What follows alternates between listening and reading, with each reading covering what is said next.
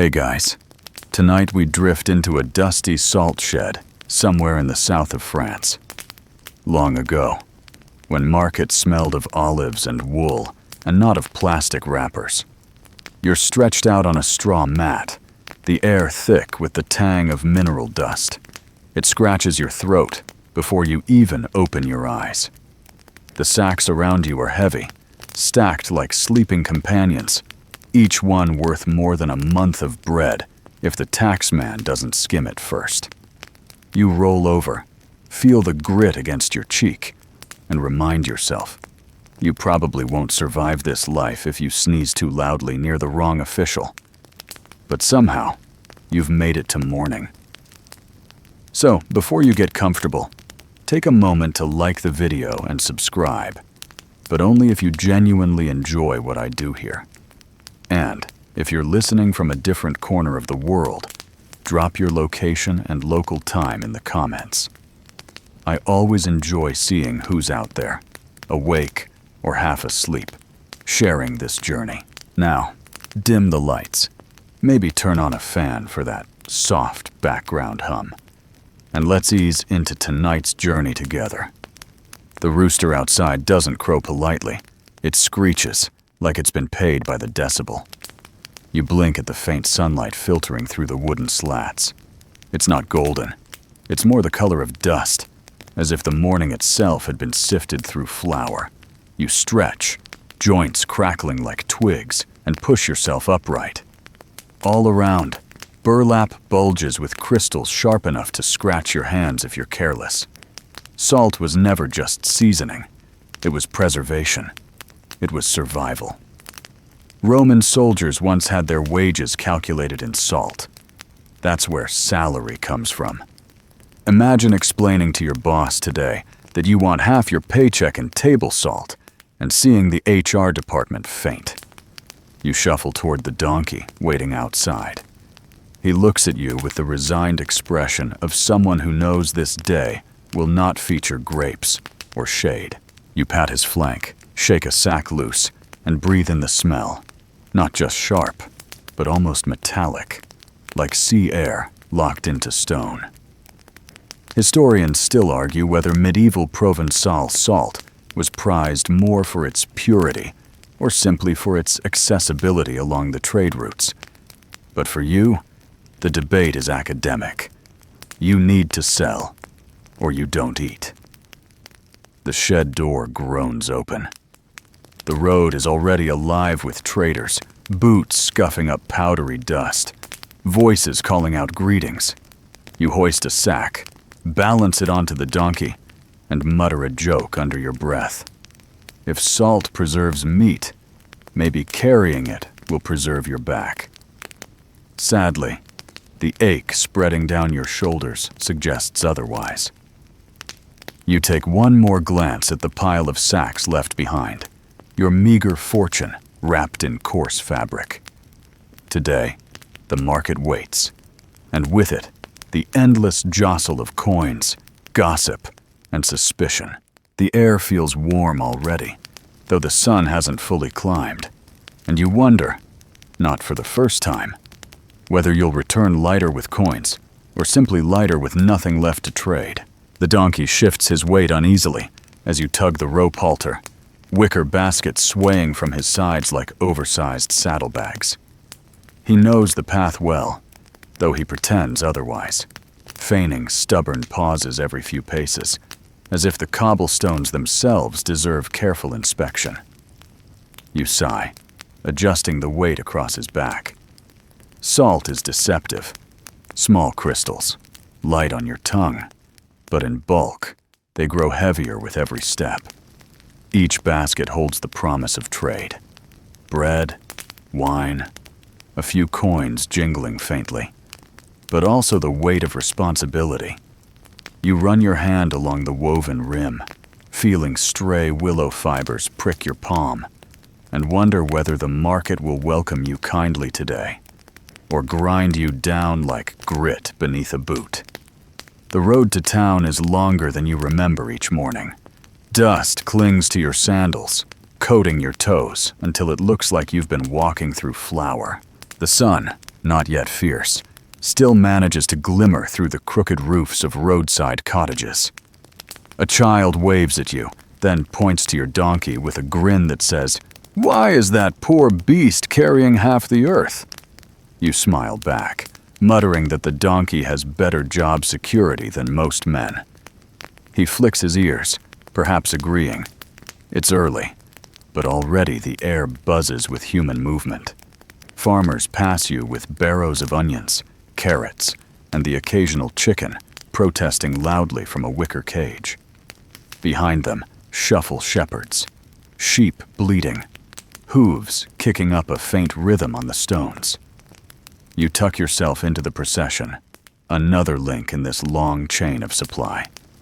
Salt may not crow or cluck, but it speaks in its own way, a silent necessity no kitchen or inn can do without. It's said that in Roman times, salt routes ran like arteries across Europe, pulsing with caravans carrying white gold.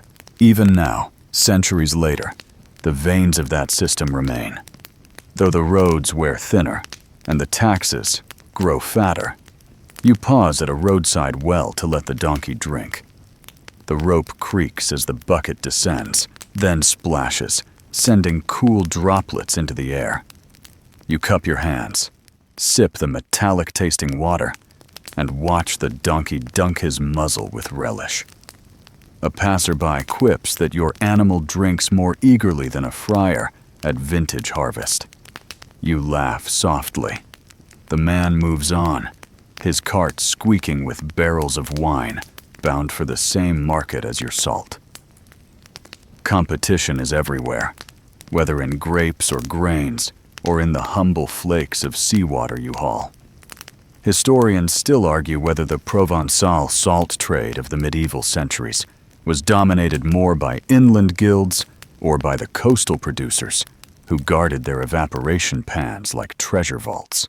But you, trudging along this path, feel less like a pawn in great economic debates and more like a tired human carrying a mineral that refuses to lighten itself out of kindness. Each step is steady, though, and each bend in the road reveals the faint hum of town life growing closer. The donkey brays suddenly, startling a flock of sparrows into the air. You chuckle, patting his neck. "You announce our arrival like a herald," you murmur. "Next time, maybe try a trumpet." He responds by flicking his tail against your hip, which feels less like music and more like irritation. Still, humor has its place. Without it, the monotony of this trudge would dry you out faster than salt on a wound. The path narrows as you pass vineyards on both sides, the vines heavy with leaves that whisper in the breeze. Grapes are still small, weeks away from ripening, but already boys scamper between rows, shooing away birds with clattering sticks. You can almost taste the musty sweetness that will fill the presses come autumn, when the market brims and just with salt and bread, but with the heavy perfume of fermenting juice. You wonder briefly, will this year's harvest be rich enough to make the wine merchant generous, or will he scowl at your salt and claim poverty while sipping his own stock behind closed doors?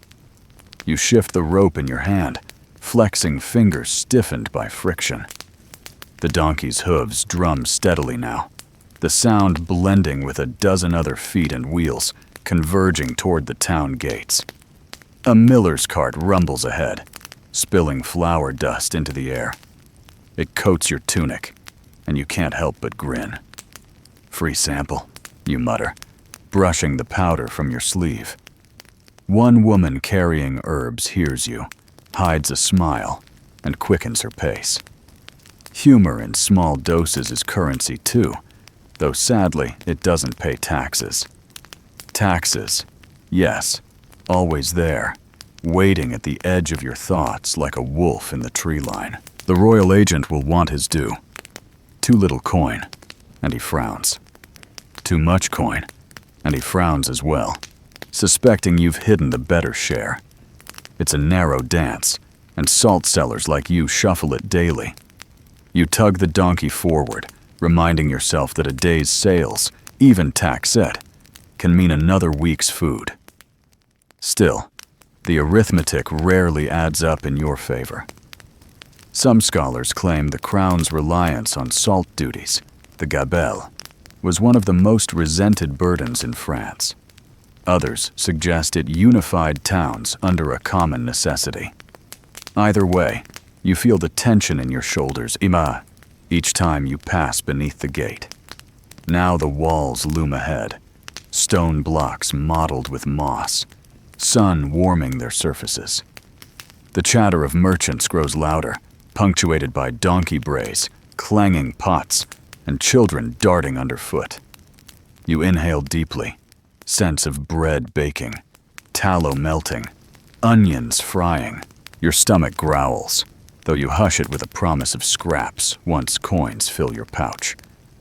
The donkey snorts, as if reminding you he deserves better than scraps, perhaps even an apple if the day goes well. A bell tolls from the church tower, marking the hour.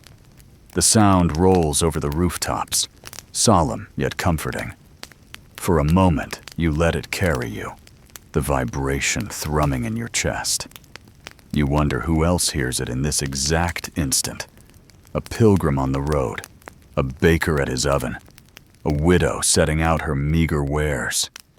Time binds you all together, just as salt does. Without it, food spoils, trade weakens, lives shorten. With it, you march, baskets swaying, coins dangling like distant stars. As you draw closer to the gate, you pass a troop of children playing with a hoop, pushing it along the ground with sticks. They giggle, shriek, dart around your donkey's legs, ignoring your muttered warnings. One stumbles, but catches himself, and their laughter rises higher, like birds released from a cage. You shake your head, but a smile lingers. Their game reminds you that not every weight carried in this world must be measured or taxed. Some joys roll freely, like a hoop racing downhill. Finally, you join the line of traders queuing at the gate. Guards in patched surcoats lean on their spears, eyes scanning baskets and carts. They look half bored, half hungry, perhaps both. You keep your expression calm, adjusting your hat against the sun. The donkey stamps his hoof, impatient. Ahead, a woman pours grain from one sack to another under the guard's watchful gaze, her lips pressed tight in frustration. Soon it will be your turn, and you brace yourself, palms damp despite the morning's coolness. The weight of salt is not only physical, it's political, it's historical, it's personal. And you, for today at least, must carry it all. As the line inches forward, you stroke the donkey's neck, whispering reassurance meant as much for yourself as for him. The market awaits beyond the gate, with its swirl of noise, barter, and suspicion. But for now, you stand still, basket swaying, sunlight warming your back, preparing for the plunge into commerce's restless tide. The gates creak wider as the crowd ahead is waved through, and you shuffle closer, your donkey edging forward with a resigned snort. The guards barely glance at you. The one squints at the wicker baskets and scratches his chin, as though debating whether to trouble himself with questions. You nod politely, keep your face open, and let the donkey's steady plod carry you past the threshold. Inside, the city exhales around you, stone alleys twisting away, voices spilling in bursts, and that particular smell of a market just waking. Yeast, sweat, dust, and a faint undertone of livestock. The square stretches ahead, sunlight pooling across uneven cobbles, stalls unfolding like theater sets. Strips of cloth flap lazily in the breeze, marking territories staked by generations of merchants. You guide the donkey toward the center, the baskets brushing the elbows of others doing the same. There is no ceremony here, only 1,000 small negotiations stitched together until they resemble daily life. Already the babble rises, a baker crying the virtues of his loaves, a fishmonger fanning flies, a cloth seller comparing his bolts of linen to the soft skin of angels. You suspect angels would object. You pause, letting the donkey settle near a fountain where women fill clay jars, their chatter punctuated by splashes. The water's cool scent mingles oddly with the pungency of cheese wafting from a nearby stall. You breathe deeply, trying to separate one aroma from another. The trick never works. The market is one great stew, always richer than the sum of its parts. Historians still argue whether medieval Provençal markets resembled orderly economic hubs or chaotic carnivals of barter. But standing here, hem brushed by strangers, you lean toward the latter view. A boy darts past, clutching a string of onions, his bare feet slapping stone. Behind him, a man bellows for the thief to stop, though no one bothers to intervene. Theft in markets is as old as markets themselves. One chronicle even records that during the famine years, women would snatch handfuls of salt directly from baskets, knowing the punishment, but gambling for survival. The scribes wrote this with solemn condemnation, though you suspect their own wives might have done the same if pressed hard enough. You begin steering the donkey toward your usual pitch, a patch of cobble along the eastern wall, where the sun does not scorch too fiercely. The donkey resists, tugging toward a cluster of spilled grain, but you coax him back, muttering that free samples aren't included in your business plan. He flicks his ears in disagreement, but obeys. Setting down the baskets, you feel the relief ripple from your shoulders to your calves. The weight of salt lifted, even temporarily, makes you almost buoyant. You stretch discreetly, careful not to look like you're showing off your aching back, and begin arranging your wares. Salt, unlike grapes or cloth, cannot be prettied up. It lies in coarse heaps, crystalline, indifferent. So you rely on presentation, neat baskets, measured piles, a balance scale polished just enough to reflect the morning sun. As you arrange, a woman with a basket of figs sets up beside you. She nods curtly, then immediately begins shouting her prices, as if competing in a contest of volume. You chuckle under your breath. In markets, silence is suspicious. Noise is trust. The first trickle of customers arrives, faces still soft with sleep, hands fumbling with purses.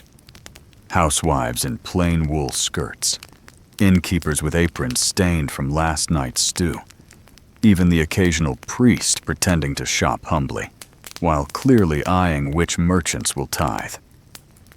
A woman stops at your stall, picks a grain of salt between her fingers, and tastes it on her tongue. She nods once, sets down a copper coin, and takes a small pouch. The transaction is wordless, efficient. You tuck the coin into your pouch, its clink absurdly satisfying. As trade builds, so does the noise. Donkeys bray, geese hiss, children squeal, sellers chant in endless rhythm.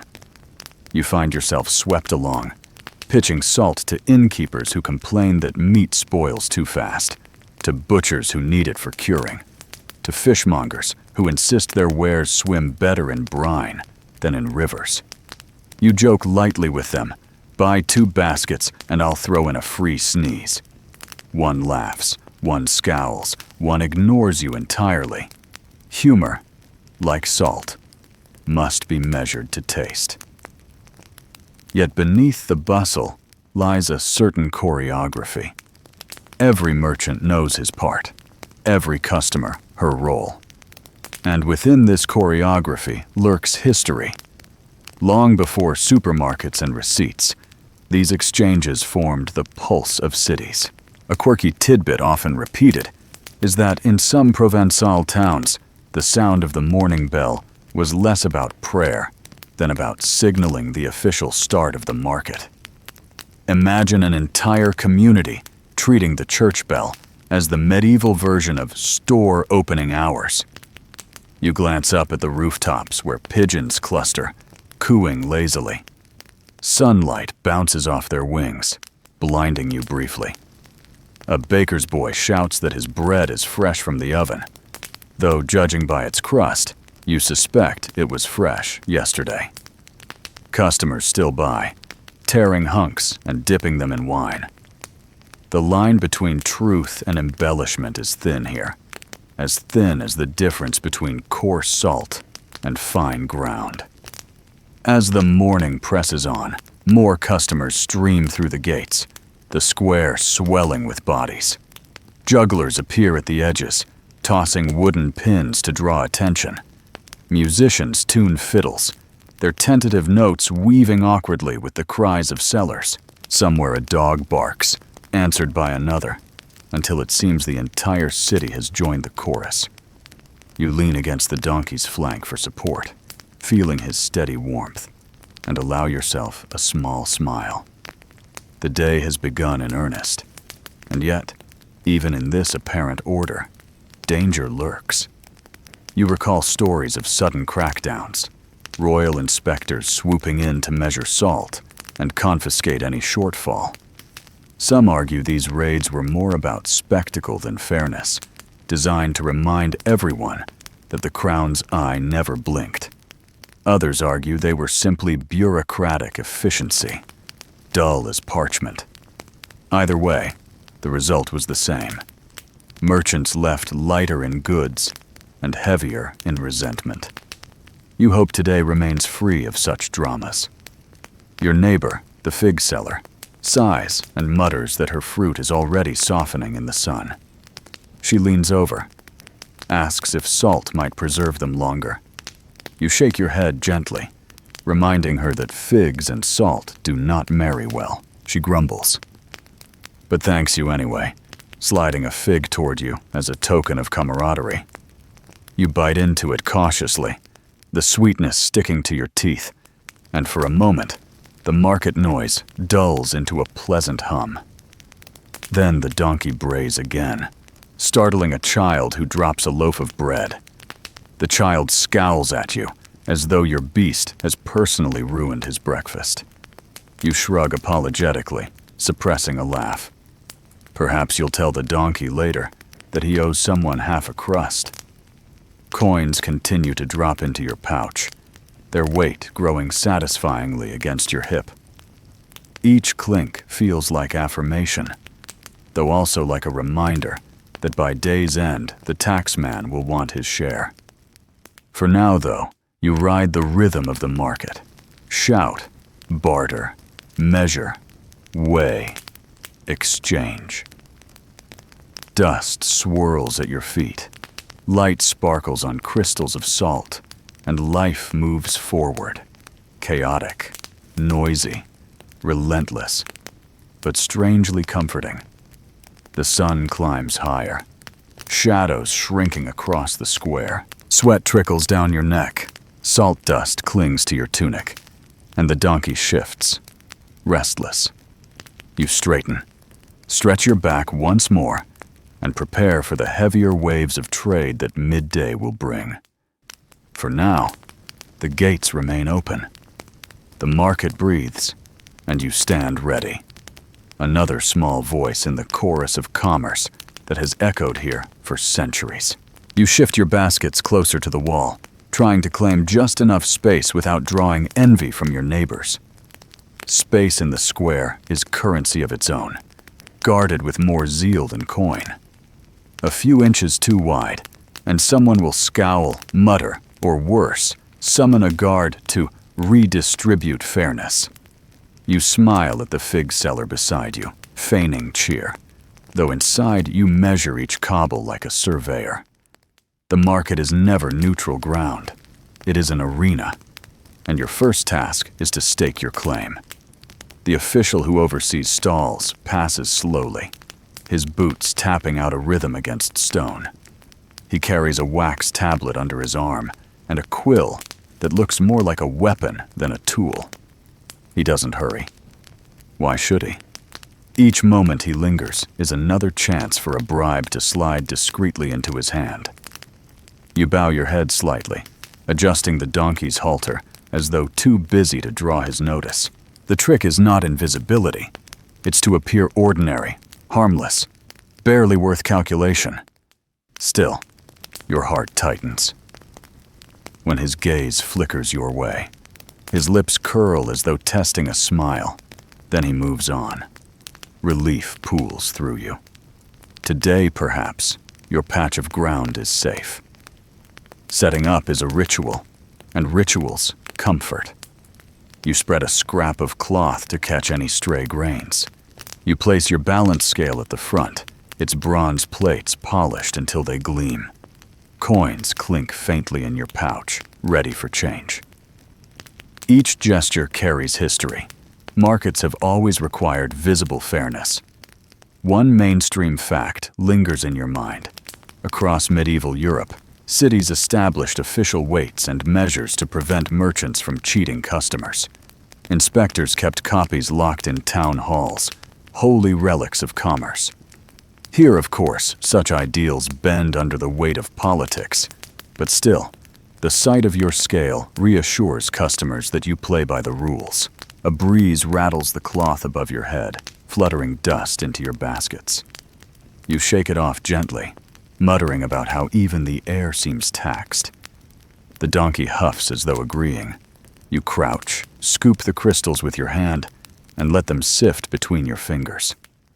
The grains glisten in the light, tiny mirrors of the sea they were born from. A quirky tidbit floats to mind. In some old texts, salt was believed to scare away evil spirits, sprinkled at thresholds to bar demons. You wonder whether that trick might also work on tax collectors. The thought makes you chuckle softly. Across the square, a dispute erupts between two cloth merchants. Their voices rise, hands gesturing wildly, one brandishing a bolt of dyed wool like a sword. The crowd gathers, drawn by the promise of entertainment. You know how this ends. A few insults, maybe a shove, a guard appearing at the last moment to restore order, sometimes by siding with whoever bribes faster. Historians still argue whether such disputes reveal the fragility of medieval markets or their strength as social theaters. Either way, they make good background noise for your own quieter trade. A woman approaches, her shawl pulled tightly, eyes darting. She asks for a small measure of salt, her voice barely above a whisper. You weigh it out, her copper coin sweating in your palm. She thanks you quickly, vanishing into the crowd, as though chased. You wonder about her story. Was she short on money, embarrassed by her purchase, or simply wary of eyes? Markets teem with such mysteries, each customer carrying secrets as heavy as any sack. The fig seller beside you sighs, dramatically loud. Her fruit is already wilting, skin splitting under the sun's persistence. She curses softly, then laughs at herself. Figs are like men, she says, tossing one aside. Sweet for a moment, then gone too fast. You grin, reply that at least salt lingers. The two of you share a brief camaraderie, laughter muffled by the roar around you. Humor makes the day bearable. Without it, each hour would grind as harshly as millstones. The official with the wax tablet returns, pausing this time near your stall. He clears his throat. You bow slightly, pretending innocence. He taps his tablet with the quill, waiting. You sigh inwardly and slide a small coin discreetly across your scale plate. His hand covers it like a hawk seizing prey. He marks something on his wax, nods, and drifts away. Relief again, but thinner this time, sharpened by resentment. The game is old, and you play it because you must. Yet each coin surrendered feels like a grain of your life dissolving. The donkey shifts, knocking against the fig baskets. The seller yelps, but you catch the toppled fruit just in time. She glares, then softens when you hand it back carefully. The donkey, oblivious, resumes chewing on nothing in particular. You pat his flank, whispering that his sense of timing could use improvement. The animal stares blankly, which you take as deliberate defiance. Another light joke surfaces in your mind. If salt keeps meat from spoiling, why does not it keep officials honest? You smile to yourself. No one else hears, but the humor lifts you all the same. The sun climbs higher, turning stone warm beneath your sandals. Shadows retreat, leaving you exposed to the brightness. You tug your hat lower, sip from a flask of thin wine, and watch dust swirl lazily. The market swells louder, layered voices weaving into a fabric of sound. Bartering, laughter, prayers muttered before purchases, curses hurled when bargains sour. The rhythm is hypnotic, steady as waves on a shore. You find yourself lulled, even as your hands continue measuring, weighing, exchanging. A group of apprentices arrives, boisterous, slapping each other on the shoulders. They buy salt in small amounts, joking that their masters will never know how much they've skimmed. You measure carefully, noting their clumsy attempts to haggle. Their coins clink, their laughter trails, and you're left with a lingering smile. Youth has its privileges, recklessness among them. You wonder briefly whether you were ever so carefree, then decide you must have been, though memory fades like chalk washed by rain. As the hour deepens, the square thrums with life. The guards at the gate grow restless, shifting spears, their faces flushed. Vendors shout louder, competing with one another, while customers weave between stalls like fish through coral. Your salt dwindles slowly, coin pouch growing heavier. Yet fatigue creeps in, subtle at first, then thickening like smoke. Your back aches, your feet throb, your eyes itch with dust. Still, you remain steady, anchored by routine. A bell tolls again from the church tower, echoing across rooftops. The crowd pauses briefly, murmurs of prayer rising, then resumes as though nothing happened. You glance at the sky, sun pressing toward its zenith, and think, the hardest hours still lie ahead. Midday heat will soon blanket the square, tempers fraying, patience thinning. And beyond, the tax collector's shadow waits. For now, though, you stand firm, salt arranged, smile practiced, voice ready. The donkey flicks his tail, brushing your arm. You scratch his ears, grateful for the grounding presence. Around you, the market roars, a theater of necessity, of survival, of small victories. You inhale the mingled scents again. Bread, cheese, sweat, dust, and let them settle inside you. This is your stage, your burden, your daily play. And as long as the baskets last, you will perform. The first real wave of customers presses in, just as the full sun finds its angle, slipping past the roofline to spill across the market square. Light gleams on bronze scales, on glass beads, on the moist eyes of fish laid bare on slabs of wood. Your own baskets shimmer faintly, each crystal of salt catching brightness like a fragment of broken mirror. You straighten your back, force a pleasant smile, and prepare yourself for the slow tide of human need. A woman carrying a clay jar approaches first. Her sleeves are rolled high, arms muscled from kneading dough every morning. She gestures at your basket, asking for enough salt to season several weeks of bread. You scoop the grains into her pouch carefully, listening to the steady crunch as they fall. She lays 3 coins in your palm. Their edges are worn, almost smooth, but you know their weight by heart. She thanks you in a voice both brisk and kind, then vanishes into the flow of the crowd. It is always the bakers who move quickly, their minds already on ovens and flames. Next comes an innkeeper. His apron smells faintly of ale and smoke, his face lined with suspicion, sharpened by years of customers trying to short him. He insists on tasting your salt, as if there were a chance it might dissolve into sugar. You let him pinch a grain, his tongue darting like a lizard's. He nods grudgingly, drops a heavier coin than you expected, and mutters that perhaps he will return before dusk. Innkeepers are practical. Salt keeps stew from turning sour when guests linger too long over their mugs. You wonder how many of his coins have come from pilgrims, travelers, or thieves disguised as both. A girl follows, carrying a basket no larger than her hand. She wants only a sprinkle, no more.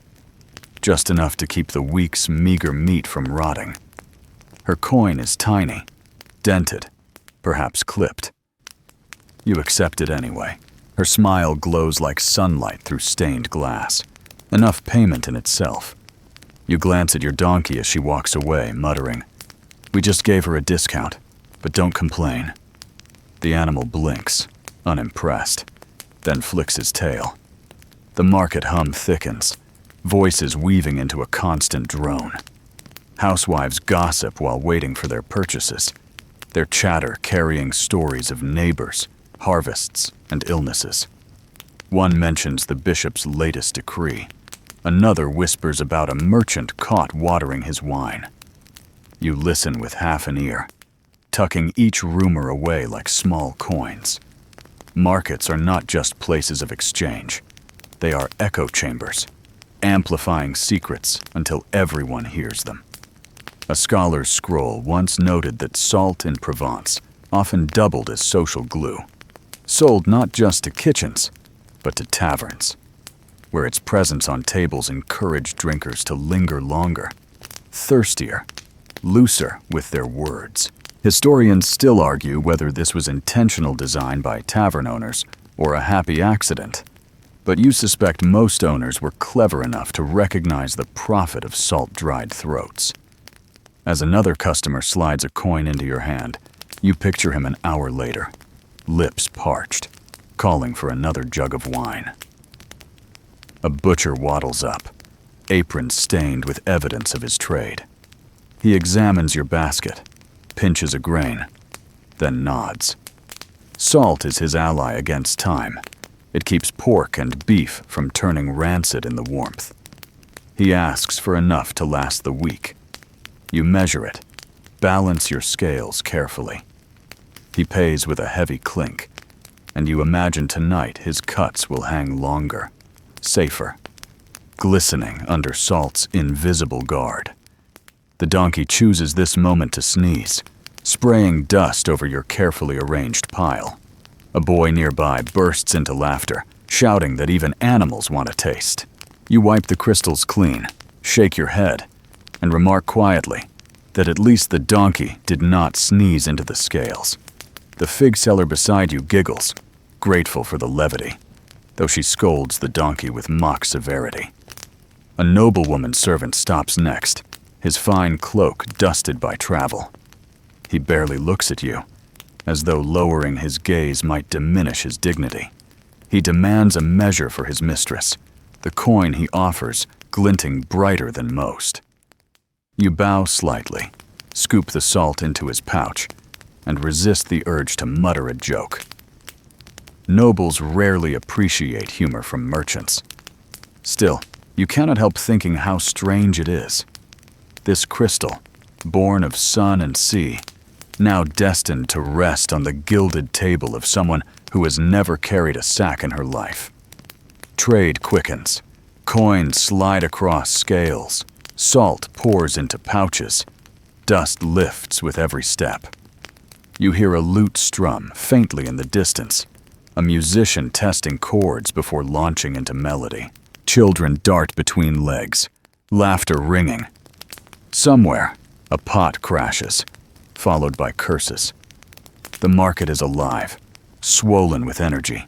Each stall a heartbeat, contributing to the greater pulse. Amid this bustle, you recall a quirky tidbit often whispered. Some believed spilling salt brought bad luck, unless one threw a pinch over the left shoulder to blind lurking spirits. You smile faintly as you clumsily spill a grain yourself, flicking it backward in quiet mimicry. The donkey startles as the salt bounces off his flank, and you murmur that perhaps the spirits will leave you both alone for today. By mid-morning, your pouch is heavier, though your basket's noticeably lighter. You allow yourself a moment of satisfaction, leaning against the wall. Around you, voices rise and fall, a constant tide. You notice how people haggle less with salt than with cloth or fruit. Perhaps they sense its necessity, or perhaps they know salt has no substitute. Either way, you sell steadily, without pause. The fig seller nudges you with her elbow, offers a half-squashed fig in thanks for helping her shoo a rude boy away. You take it, bite into its sticky sweetness, and joke that if salt were this sweet, your baskets would vanish in a blink. She laughs, shaking her head, and for a moment, you forget the weight of duty. As noon approaches, shadows shrink, the sun glaring white against stone. The air grows thick, pressing down like a blanket. Sweat beads on your forehead, stinging your eyes. You wipe it away, fingers leaving faint tracks of salt dust. Around you, customers still press in, their urgency rising with the temperature. Bread, meat, vegetables, all need preservation, and preservation means salt. Your donkey brays again, perhaps demanding water, perhaps simply sharing in the general complaint. You glance toward the fountain, where children now splash in its basin, despite the scolding of women nearby. Their laughter carries like bells. You wonder if one day one of those children will sell salt as you do, shoulders bent, eyes squinting against the glare. The thought is both comforting and sobering. Some trades are immortal, carried forward like tides. The clink of coins draws you back. Another purchase, another handful of crystals falling like white rain. You count, measure, smile, repeat. The cycle is endless but familiar, and in its rhythm you find both fatigue and reassurance. Around you, the market surges like an ocean, and you are but one current in its tide. Yet without currents, there is no sea. And so you continue, hands steady, eyes alert, voice calm, weaving yourself into the fabric of the morning. Customers ebb and flow, gossip swirls, laughter sparks, tempers flare. Through it all, your baskets grow lighter, your pouch heavier, and the day stretches forward. Endless, noisy, and essential. The voices around you rise into a dense chorus, each word striking like a note in a cacophonous orchestra. Merchants compete as though sheer volume will coax coins from purses. The olive seller bellows promises of the fattest, glossiest fruits in all Provence. The spice merchant chants prices in a rhythmic pattern, rattling syllables like a prayer. You find yourself humming under your breath, not a melody, but simply a way to anchor yourself against the tide of sound. The donkey flicks his ears back and forth, uncertain whether to bray or simply endure. Your salt draws steady attention, but never drama. Customers arrive, weigh, pay, and depart. Their exchange is brief, almost mathematical. It is the shouting of others that fills the square, turning the market into something closer to theater than trade. You watch two rivals across the row, one selling wool, the other linen. Their insults fly higher than the pigeons circling overhead. each boasting that their cloth will outlast the other by years. You smirk, knowing most cloth meets the same fate. Frayed, patched, and cut into rags before the decade ends. Still, the show attracts a small crowd, who lean in as if spectating a duel. Historians still argue whether medieval markets encouraged honest competition or encouraged performance more than product. The spectacle itself may have been part of the lure. Villagers arriving not only for purchases, but for entertainment, gossip, and the thrill of bargaining. Watching these men, you suspect truth lies in the middle. The quality of wool matters, but so does the story told with it. Perhaps salt is the exception. It cannot be embroidered into poetry. Still, you feel tempted to shout, "Buy salt, and your stew will live longer than your marriage vows." You keep the joke inside, though you smile at the thought. Children weave between stalls, drawn to the noise. One boy tugs his mother's sleeve toward the spice seller's rainbow of powders. She pulls him away, insisting they have no ed for saffron fantasies. He sulks, dragging his feet across the cobblestones until his toe strikes your donkey's hoof. The animal snorts, unbothered. The boy yelps, then glares at you as though you orchestrated the accident. You shrug, murmuring that salt at least won't bruise him. His mother chuckles softly, and your grin widens. The air thickens with scents: roasted nuts, dried fish, wine spilt carelessly from a jug. Each aroma jostles for dominance until none win, leaving only a heavy stew of fragrance clinging to your throat. You sip from your flask of thin wine again, though it does little to wash the dust. A merchant selling garlic strolls past, clutching a braid of bulbs like a weapon. He pauses, eyes your salt, and nods approvingly. "Together, we preserve everything," he says, before moving on. The thought lingers. Garlic and salt, eternal guardians against rot, against hunger, perhaps even against evil spirits if the old tales hold any truth. A quirky tidbit comes to mind. Some medieval folk swore garlic and salt placed together at the doorway would repel not only thieves, but witches. You glance at the fig seller beside you, wondering aloud whether a basket of figs, sprinkled with salt, might summon angels instead. She laughs, tossing her head, and declares that angels would prefer honey. The conversation warms you briefly, cutting through the relentless din. More customers arrive. A brewer wanting to dry his casks, a soldier preparing for patrol rations, a widow who buys the smallest measure you can weigh without insulting her dignity. Each interaction carries weight beyond the coin exchanged. The brewer jokes that salt prevents hangovers, though you suspect he invented that claim to justify his purchase. The soldier is silent, eyes distant, perhaps already marching elsewhere in his mind. The widow clutches her pouch tightly, the tremble in her hands betraying nerves. You hand her the salt gently, as though passing something sacred. Noise swells again. A juggler pushes into the center, tossing apples into the air. The crowd cheers, momentarily distracted. A goose escapes from a cage, flapping furiously, pursued by its frantic owner. The goose careens between stalls, scattering customers, until a boy seizes it with surprising strength.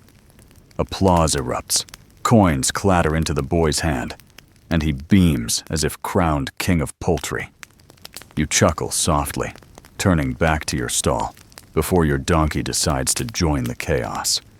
The sun climbs higher, pressing heat onto your shoulders. Sweat runs down your spine, dampening your tunic. You shift your stance, flexing aching toes, and glance longingly toward the shade that never reaches your patch. The fig seller fans herself with a broken reed mat, muttering curses at the sky. You quip that if salt could absorb sunlight, you'd be rich beyond kings. She groans but laughs, grateful for humor, even in exhaustion. Historians still argue whether the Provençal markets followed seasonal rhythms more than daily ones. Some claim the busiest days clustered near feast times. Others argue every week carried equal weight. Looking around, you see truth in both. Today is neither festival nor famine, yet the square heaves with bodies, each person driven by hunger, by trade, by necessity. Time in the market does not follow calendars. It follows appetite. The donkey shifts restlessly, tugging the rope. You pat his neck, whispering that his patience earns more admiration than the juggler's apples. He responds with a long bray that drowns out the wool seller's latest insult. The crowd bursts into laughter, some pointing. For once, your donkey has stolen the spotlight. You bow mockingly, declaring, "His performance fee is 1 apple each." The jest draws chuckles, and you feel lighter for it. Coins continue to clink into your pouch, steady and sure. The rhythm becomes almost meditative. Measure, pour, weigh, exchange, smile. Your hands move automatically, your mind drifting to odd corners. You recall hearing once that in distant lands, salt was pressed into cakes and used like coins, carried on journeys as portable wealth. The image amuses you, travelers handing one another salty biscuits instead of silver. Yet in its own way, that's true here too. Each grain carries worth.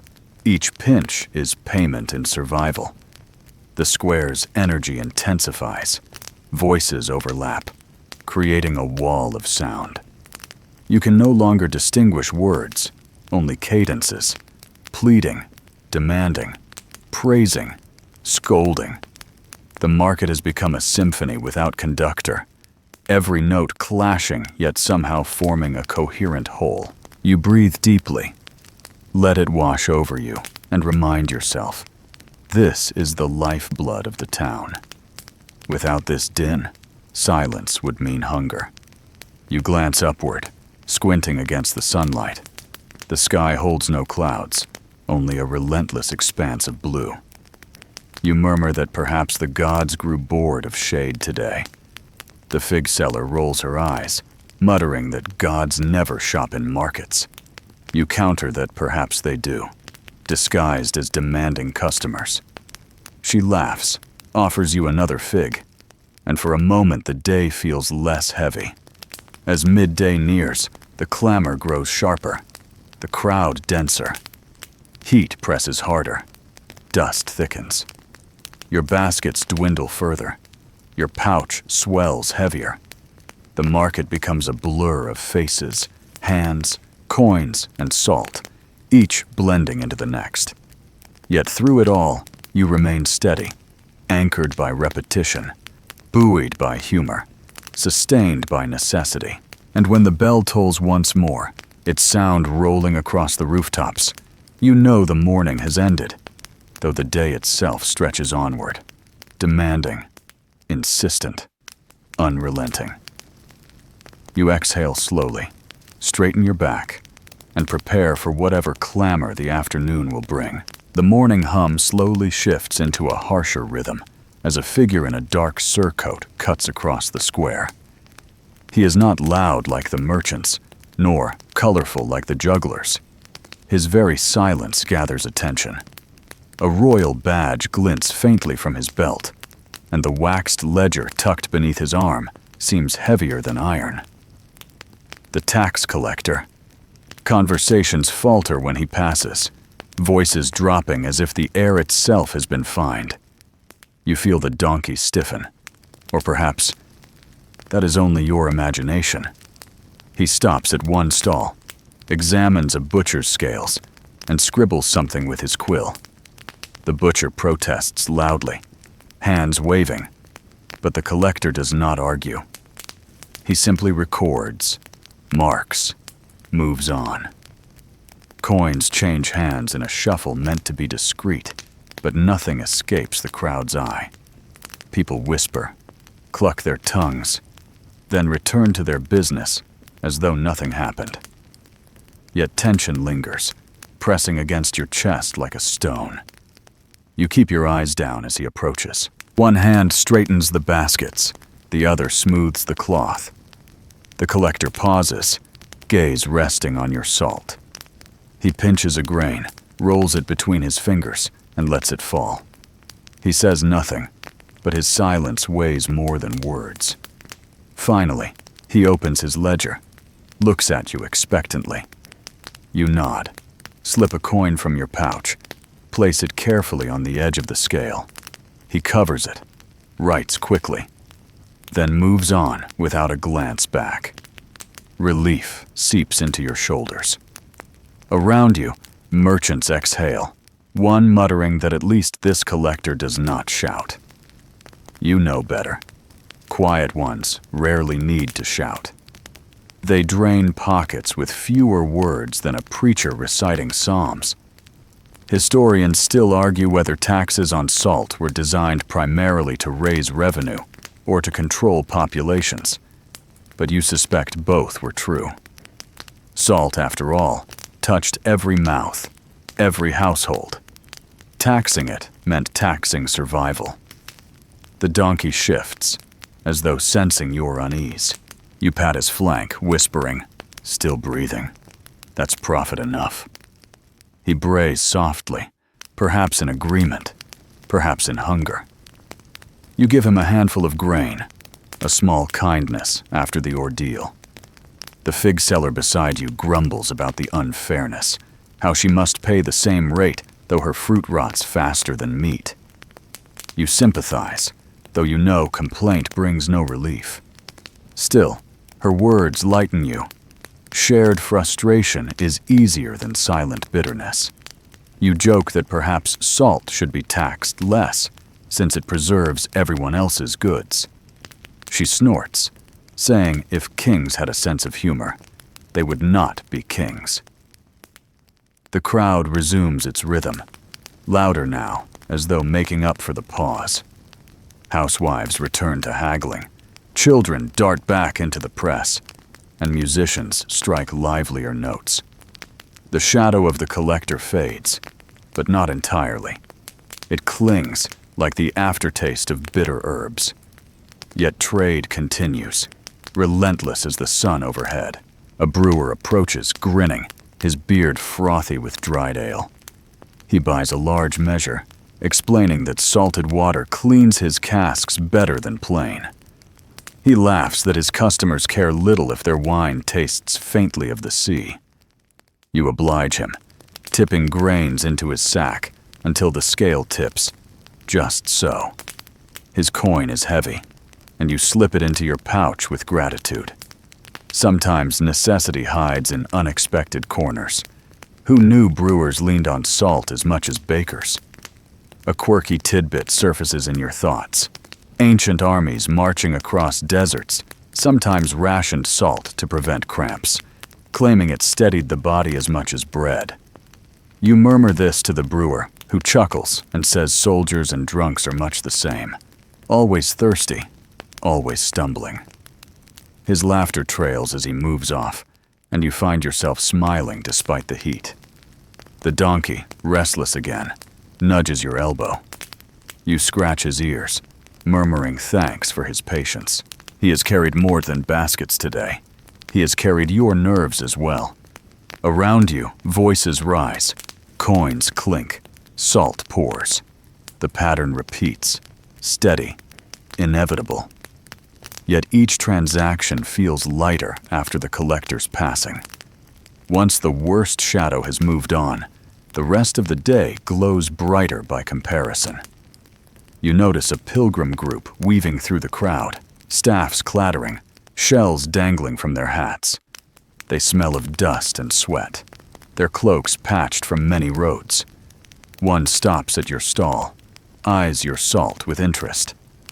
He asks softly for a small measure, just enough to season thin broth along the road. His coin is dull, scarred, perhaps carried across kingdoms. You accept it gladly, pour salt into his pouch, and nod as he blesses you before moving on. Pilgrims rarely pay generously, but they carry stories richer than coin. You wonder what shrines his feet have touched, what roads his eyes have seen. The square grows hotter, sweat dripping from brows, tempers rising. A woman argues fiercely with a cheese seller, accusing him of weighing light.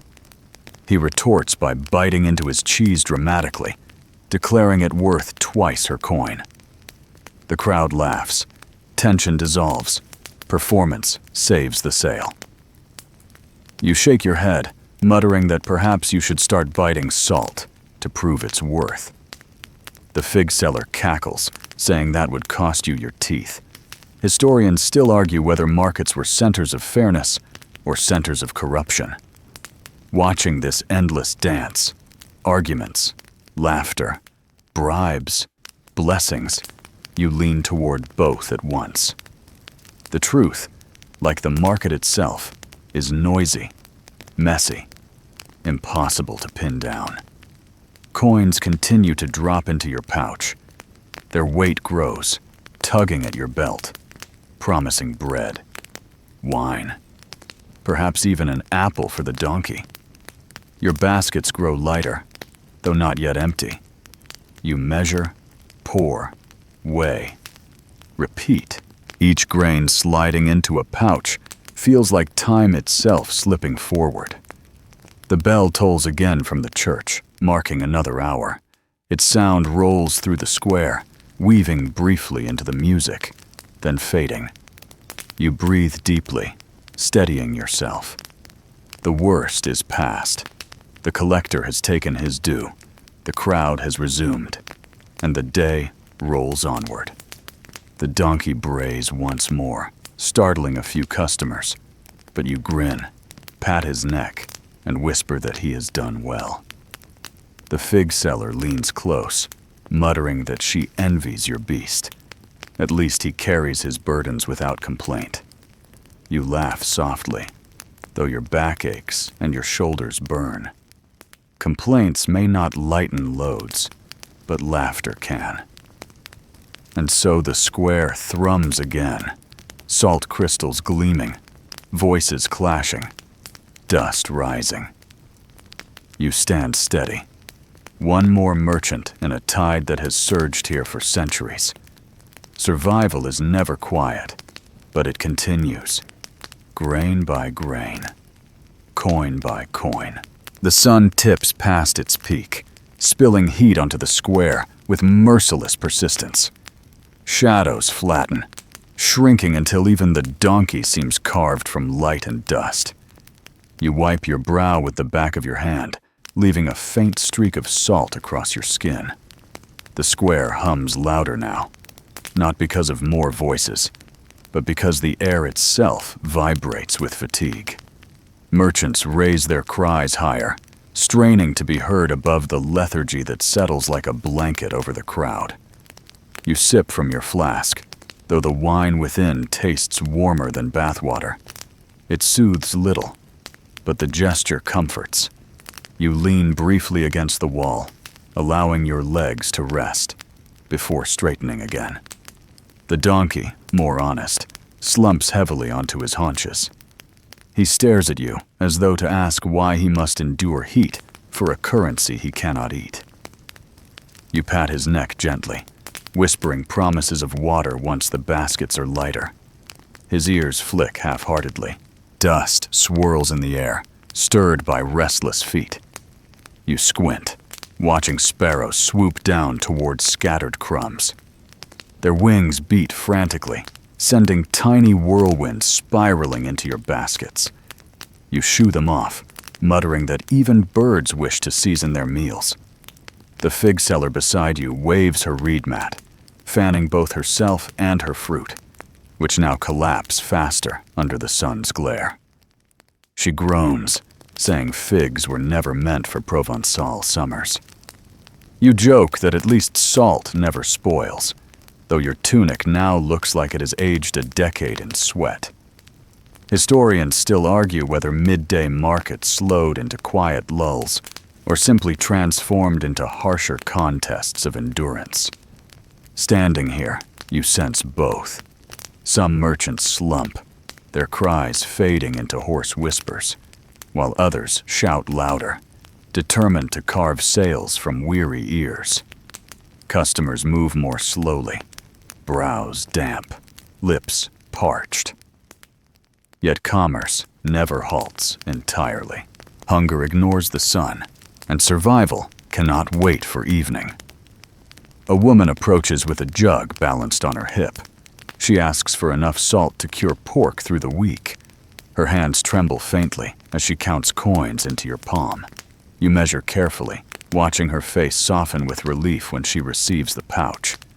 She thanks you softly before disappearing into the haze of heat.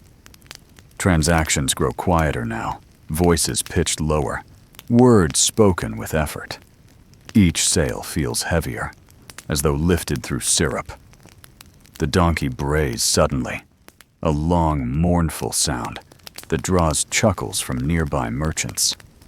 You grin, saying aloud, "He complains louder than any of us." The fig seller cackles, remarking that your beast should run for office. The laughter lightens the air for a moment, though the heat quickly presses it down again. A quirky tidbit drifts into your thoughts. Some ancient physicians recommended salt baths to restore vigor during summer, claiming they cooled the body and strengthened the spirit. You imagine plunging into such a bath now, the sting against sunburnt skin sharp but cleansing.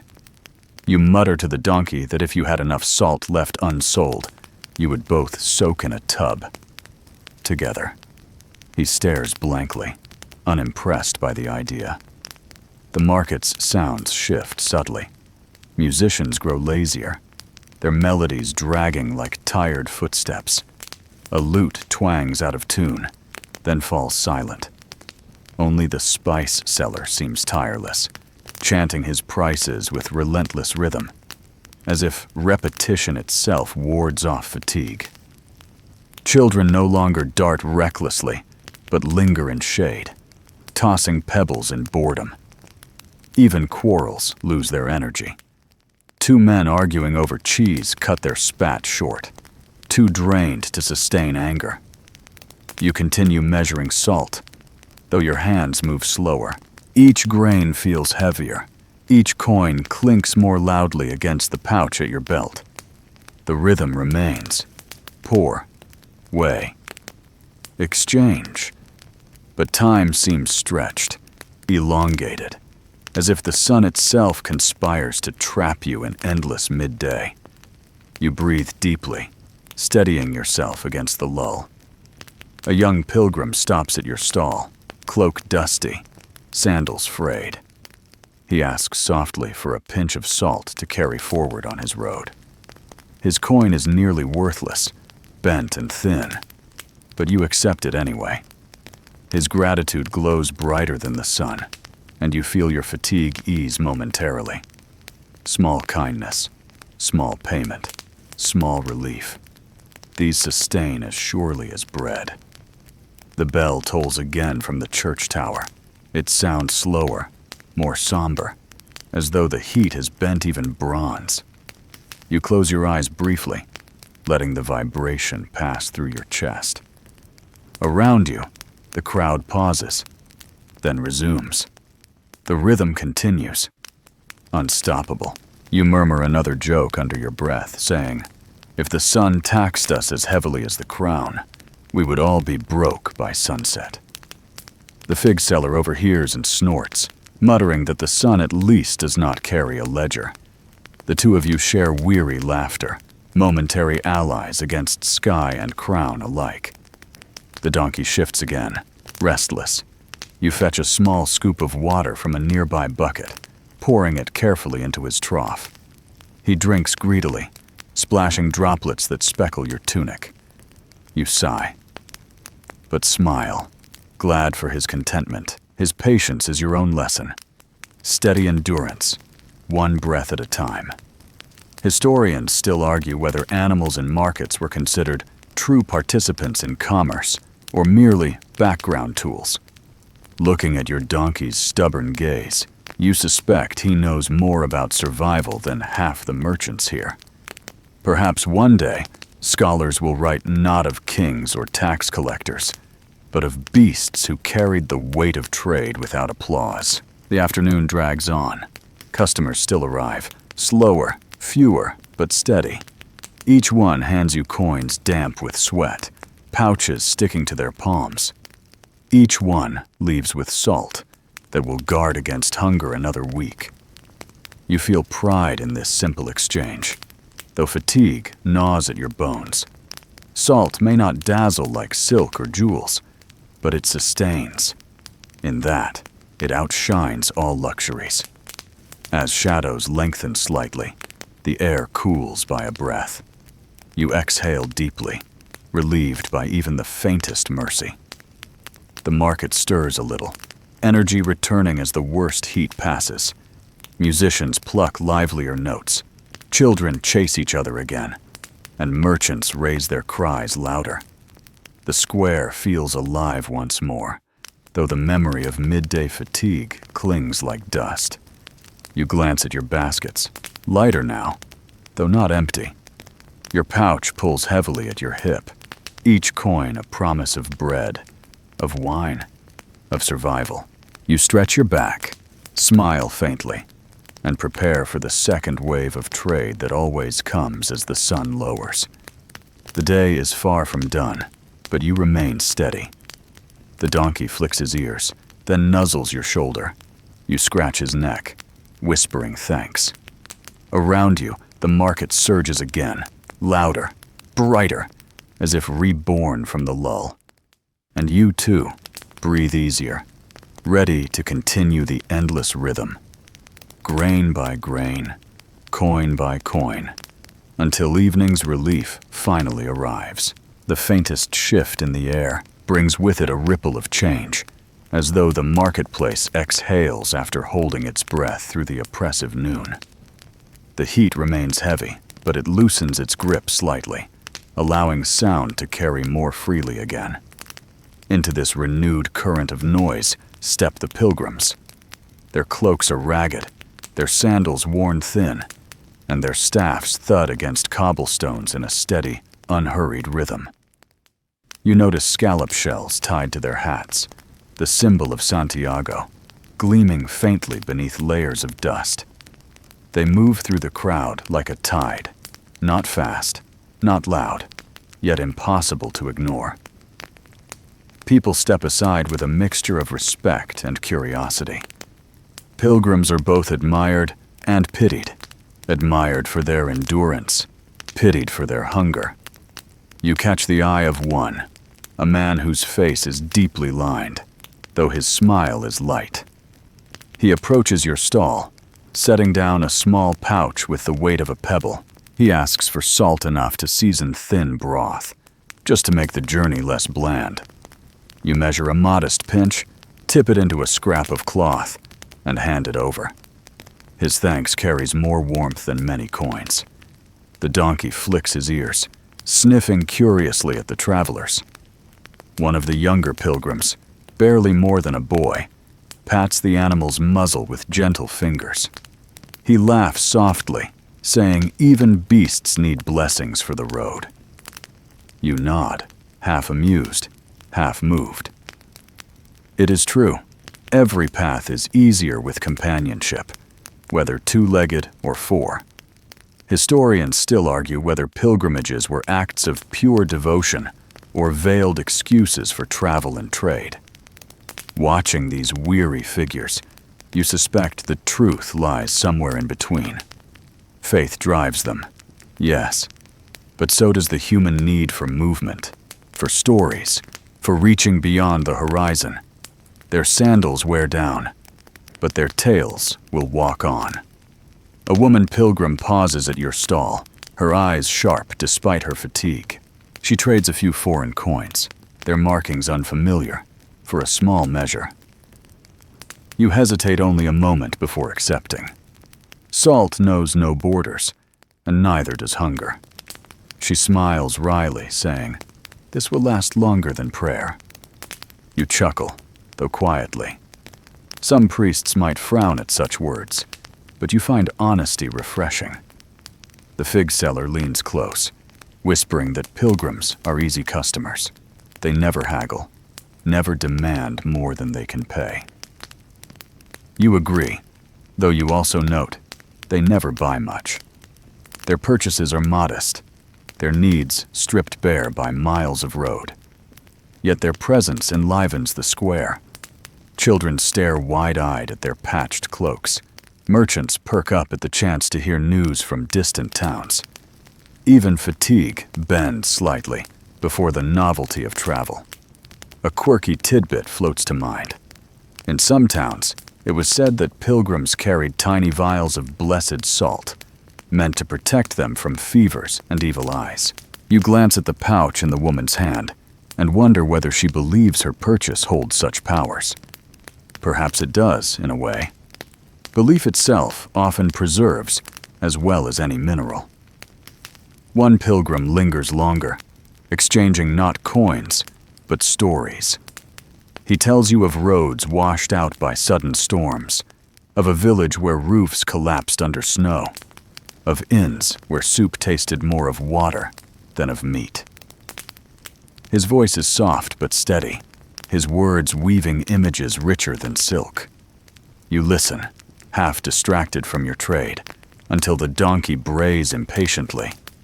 The man laughs, bows, and moves on, leaving behind nothing but echoes. The crowd resumes its rhythm, but you feel subtly altered, as if touched by the dust of faraway roads. The market is no longer only a square of noise and barter. It is a crossroads, where lives intersect briefly before scattering again. You glance at your baskets, lighter still, and imagine your salt traveling far beyond Provence, carried in pouches to distant shrines. The thought comforts you. A group of children follows the pilgrims for a time, mimicking their steady gait, staffs replaced by sticks. They chant nonsense songs, tripping over their own feet, until a stern mother drags them back. The laughter they leave behind ripples across the square, lifting spirits. You smile, murmuring that perhaps one day they will walk real pilgrim roads, trading play for faith. The fig seller grunts, muttering that children always grow into burdens, not blessings. You shrug, choosing to believe otherwise, if only for today. The donkey nudges you again, as if demanding his own tale. You pat his neck, whispering that he has walked more pilgrimages in circles around this market than any man has across kingdoms. He huffs, unimpressed, and flicks his tail into your face. You laugh, wiping dust from your cheek, and note the amused glance of a customer nearby. Even humor can be currency here, exchanged for goodwill rather than coins. The sun tilts lower, though its heat lingers. You sell steadily, small measures to pilgrims, larger ones to innkeepers preparing for evening meals. The rhythm comforts, though fatigue gnaws at your shoulders. Yet the presence of travelers lightens you somehow. Their stories remind you that the world is wider than this square, wider even than Provence. Still, your role remains: to measure, to weigh, to sustain. Historians still argue whether salt truly shaped the routes of pilgrimage or merely followed them as a convenient trade. Standing here, you see how inseparable they are. Every road needs sustenance, and every sustenance needs preservation. Without salt, journeys falter. Without journeys, salt loses half its worth. The bell tolls again, softer now against the thickening air. Shadows lengthen, stretching like fingers across the cobbles. The market stirs with renewed energy, merchants sensing the next wave of customers before dusk. You brace yourself, adjusting your baskets, patting the donkey once more. The day is not done. Pilgrims may pass on, but townsfolk will return for their evening needs. For now, though, you linger in the echo of distant footsteps, salt crystals slipping through your fingers like grains of time. The market is both stage and passage, and you remain its quiet participant, bound to this square even as the world flows through it. The pilgrims fade into the crowd, their shells and staffs bobbing until they vanish among stalls and shadows. In their place comes a different figure, one whose presence tightens your chest in a more familiar way. A rival salt seller. His baskets are arranged neatly on a cart, his donkey younger, his tunic less sweat-stained than yours. He sets up only a short distance away, laying out his wares with a practiced flourish, as though the square itself had reserved him a stage. You mutter under your breath, adjusting your baskets closer to the wall. The fig seller notices, raising her brows knowingly. Rivals are no surprise. Markets breed them like fleas on a stray dog. Yet salt is not like figs or cloth. It is necessity, and necessity always draws competition. The rival clears his throat loudly, announcing his price in a booming voice that slices through the crowd. He undercuts you by a coin, not enough to seem desperate, but enough to sting. Customers waver, some drifting toward his stall, others lingering near yours. You force a smile, welcoming them with a steady tone, reminding them that weight is fair, quality is sure, and your donkey, at least, does not bite. That draws a laugh or two, enough to tilt a few coins your way. But the rival is not finished. He holds up a small pouch, shakes it so the crystals glitter in the light, and declares his salt purer, fresher, blessed even by the sea breeze itself. You resist the urge to roll your eyes. Salt is salt. Yet words have power. Historians still argue whether medieval markets valued truth or performance more highly. Watching this man, you see performance winning easily. Customers lean toward him, drawn by volume and confidence. Still, some return to you, preferring quiet assurance to bluster. One woman, clutching a basket of onions, whispers that she trusts your measures more. You thank her softly, weighing her portion with care. Loyalty matters, even in handfuls. The donkey, perhaps sensing your tension, brays loudly at the rival's stall. The sound startles his younger beast, who jerks sideways, spilling a basket of salt into the dust. Crystals scatter like stars across the cobblestones. The rival curses under his breath, rushing to scoop them back. But the damage is done. Customers laugh, murmuring that perhaps purity does not survive a donkey's tantrum. You hide a grin, patting your own beast in thanks. Sometimes loyalty takes strange forms. Still, rivalry gnaws at you. Each coin that clinks into his pouch feels like a theft from yours. You recall a quirky tidbit. In some coastal towns, salt sellers were required to keep exact distances apart to prevent fights and confusion. Here in Provence, no such rule exists, and the result is a constant dance of undercutting and persuasion. You sigh inwardly, muttering that perhaps distance preserves sanity better than salt preserves fish. The fig seller leans close, Grenade, whispering encouragement. Customers know your scales are fair, she says. His shouting cannot change that. You nod, grateful, though doubt lingers. The rival continues booming his claims, but his spilled basket has dented his authority. Still, you brace yourself for a long afternoon of competition. A group of apprentices arrives, coins clutched in sweaty palms. They glance between your stall and his, whispering among themselves. One gestures toward you, muttering that your donkey looks wiser. Another insists the rival's price is better. They argue, then split their purchase between you. You grin, joking that diplomacy is alive and well. They laugh, lightening the moment, before vanishing back into the press. Historians still argue whether rivalry spurred innovation or simply frayed tempers. Watching your competitor, you sense both. He polishes his scales, measures with exaggerated care, even offers samples. A pinch of salt poured onto waiting tongues. Some customers smile at the novelty. Others wrinkle their noses. You mutter that if he continues, he'll soon be sprinkling salt on their foreheads like a priest. The fig seller stifles laughter. Humor at least remains untaxed. Your pouch grows steadily heavier despite his presence. Coins drop with familiar rhythm. Not as many as in the morning, but enough to sustain you. Each clink reminds you that patience often outlasts performance. The donkey flicks his ears, swats flies with his tail, and stares at the rival's beast with smug serenity. You whisper that endurance is victory. He snorts, as though agreeing. The crowd shifts again as the sun lowers slightly. Shadows stretch across the cobbles, giving brief relief from glare. Customers return for evening supplies. Fishmongers stocking their brine. Innkeepers preparing stews. Housewives buying last pinches before gates close.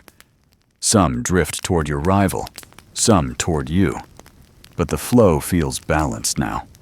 Less lopsided. Survival is not triumph, but it is enough. A quirky tidbit surfaces. In certain medieval tales, salt merchants were accused of witchcraft when rivals failed. Superstition tied success to sorcery, as if honest trade were unthinkable. You glance at your rival, wondering whether he might one day mutter such slanders, if his baskets empty slower than yours. You shrug the thought away. Better to let donkeys handle curses with brays. The bell tolls again, its sound long and low, calling the hour. The crowd stirs, shifting toward evening rhythm. Musicians strike livelier tunes. Jugglers toss torches now instead of apples, and the square brightens with anticipation of dusk. You continue trading, steady, calm. Coins slipping into your pouch one by one. The rival still shouts, but his voice grows hoarse, his confidence cracking slightly under the weight of fatigue. You stand quieter, yet firmer, letting the rhythm of fairness carry you forward. The fig seller nudges you with her elbow, smirking. "See," she says, "even loud donkeys lose their voices." You laugh, patting your beast again. The donkey brays softly, as though enjoying the compliment. For a moment, the rivalry fades into background noise, and the market returns to what it has always been, a tide of need, noise, and survival. Your baskets are lighter, your pouch heavier, your body weary. Yet you remain, salt still gleaming in the slanting light, crystals catching fire like tiny embers. The rival glances at you once, eyes narrowed, but says nothing. You return the look calmly, then turn back to your next customer. The market does not crown winners. It only measures who endures. And as the evening draws closer, endurance is all that matters. The sound of a flute cuts through the waning roar of barter, high and trembling, as if the instrument itself is sighing after a long day. You glance toward the fountain where two musicians have gathered, a youth with the flute and an older man with a hand drum. Their music drifts over the square, stitching itself into the rhythm of trade. Merchants pause to listen. Customers linger a little longer at stalls, and even your donkey lifts his ears, as though curious about the melody. The boy plays a tune that feels older than stone, notes looping and circling like swallows over a field. The drum joins softly, heartbeat steady, grounding the air. Around them, the market shifts. A few children dance clumsily, spinning in dust until their mothers drag them back. The fig seller beside you sways her shoulders gently, humming. For the first time since dawn, the square feels less like battle and more like gathering. You pour a measure of salt into a pouch for an innkeeper, his hands tapping unconsciously to the rhythm. He smiles, thanks you, and mutters that music makes coins easier to part with. You chuckle, thinking there may be truth in it. Historians still argue whether music in markets was tolerated by officials or frowned upon as a distraction. Watching now, you wonder how any crown could oppose a song that oils the gears of commerce so smoothly. The rival salt seller scowls at the musicians, perhaps sensing his own shouts drowned out by melody. He raises his voice, boasting loudly about purity and price, but his words clash awkwardly against the tune. A few customers smirk, choosing silence and salt over spectacle. You grin inwardly, whispering to the donkey that sometimes music wins wars without swords. He responds with a snort that lands flecks of dust on your sleeve. A quirky tidbit springs to mind.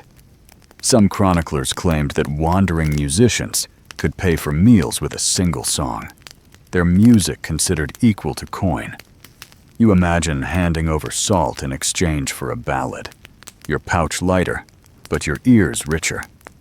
Perhaps value is always broader than ledgers allow. You consider tossing the flutist a pinch of salt as thanks, though you doubt he would know what to do with it. The square shifts again as twilight edges closer. Torches are lit around the gates, their smoke curling upward in lazy spirals. Shadows stretch longer, embracing stalls and faces. The music deepens, the drumbeat louder now, echoing off stone. It blends with the shuffle of sandals, the clink of coins, the laughter of children. For a moment, the market feels almost holy, not in the way of churches, but in the way of shared survival. A soldier passes, helmet under his arm, sword at his hip. He pauses to listen, his stern face softening. He buys a generous measure of salt, muttering that preserved meat lasts longer on patrol than sermons do. You measure carefully, hand him the pouch, and nod. His coin gleams briefly in the fading light before slipping into your pouch. You wonder where his road will take him, into battle, into boredom, into history, or simply into another day of fatigue like yours. The fig seller wipes her brow, sighing. She sells fewer fruits now, most too soft to tempt. She leans toward you, whispering that she envies the musicians. They carry no baskets, only tunes, she says. You reply softly that tunes fade, but salt endures.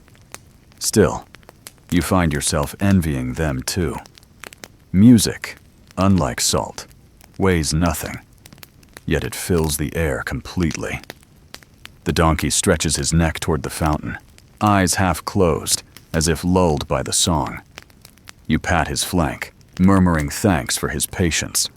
He has endured heat, dust, rivals, and tacksmen, yet here he stands, listening to a flute as though it were balm. You envy his simplicity. Burdens weigh differently when carried without thought of coin. The bell tolls once more, its tone lower now, signaling the slide toward evening. The square thickens briefly with customers eager to finish errands before dusk. You measure salt quickly, coins clinking faster into your pouch. Yet even in haste, the music threads through each exchange, softening tempers, steadying hands. A woman laughs as she pays, saying the flute makes even her onions seem sweeter. You smile, sliding her coin away, and admit you agree. Historians still argue whether medieval marketplaces doubled as stages for art, or whether art simply crept in where people gathered. Watching now, you see no division. Commerce and song intertwine seamlessly, each sustaining the other. Without coins, musicians starve. Without music, markets sour into mere noise. Perhaps survival is always a duet. The rival salt seller grows quieter, his voice hoarse, his patience thinned. You notice fewer customers drift his way, drawn instead toward the harmony wrapping the square.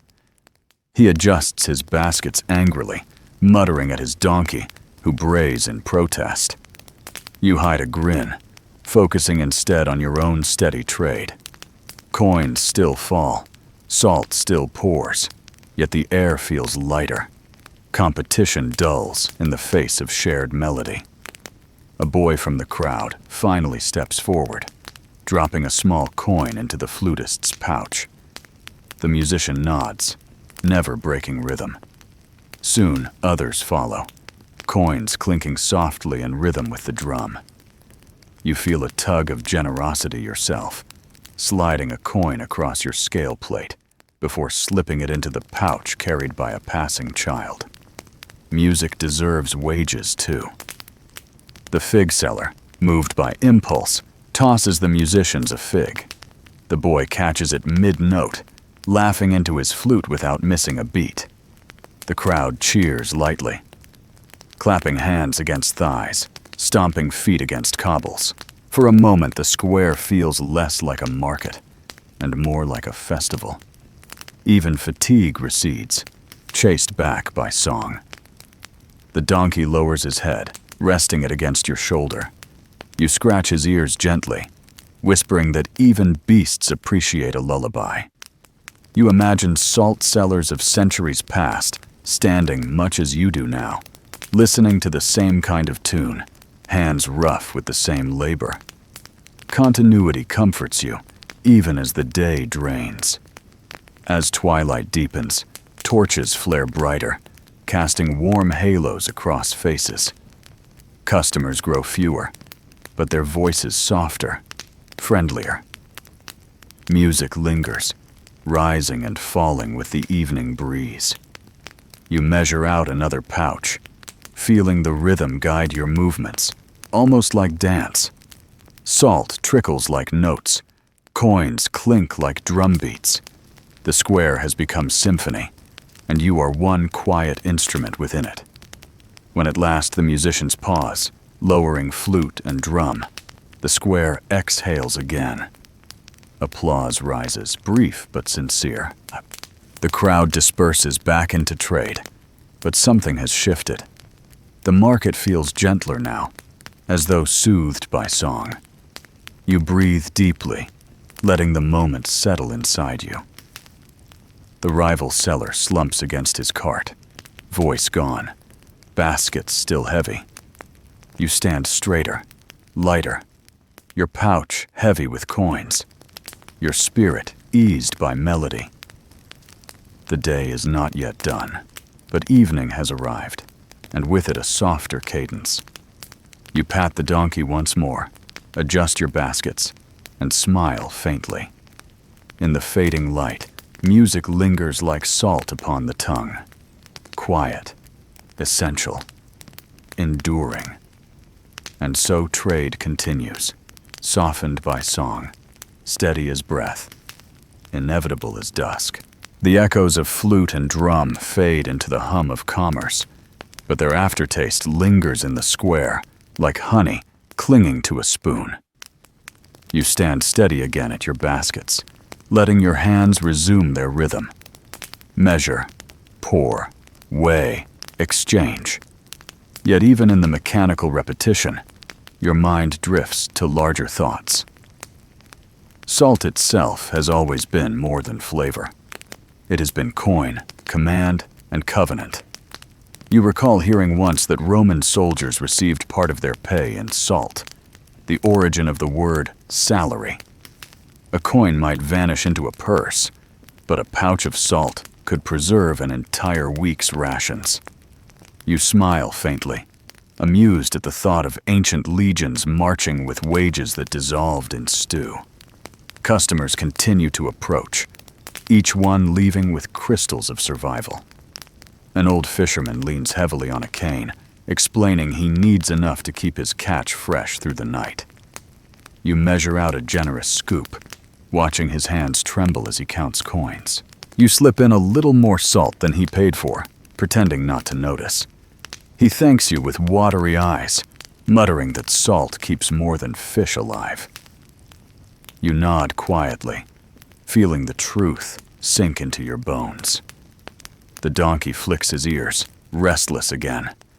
You scratch his mane, whispering that even armies once relied on beasts like him to haul their wages. He snorts, as though unimpressed by history. Still, his steady presence comforts you. The fig seller leans toward you, sighing that her fruit is nearly gone, most of it bruised or softened. She sells the last few at lower prices, muttering that at least salt never collapses in the sun. You grin, joking that if figs lasted like salt, poets would be out of work.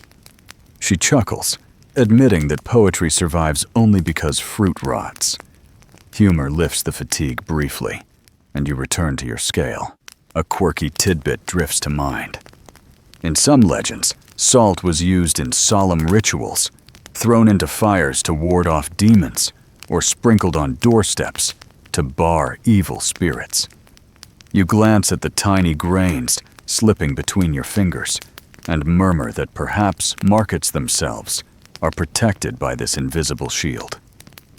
The fig seller laughs, saying if demons fear salt, then your stall must be the safest place in Provence.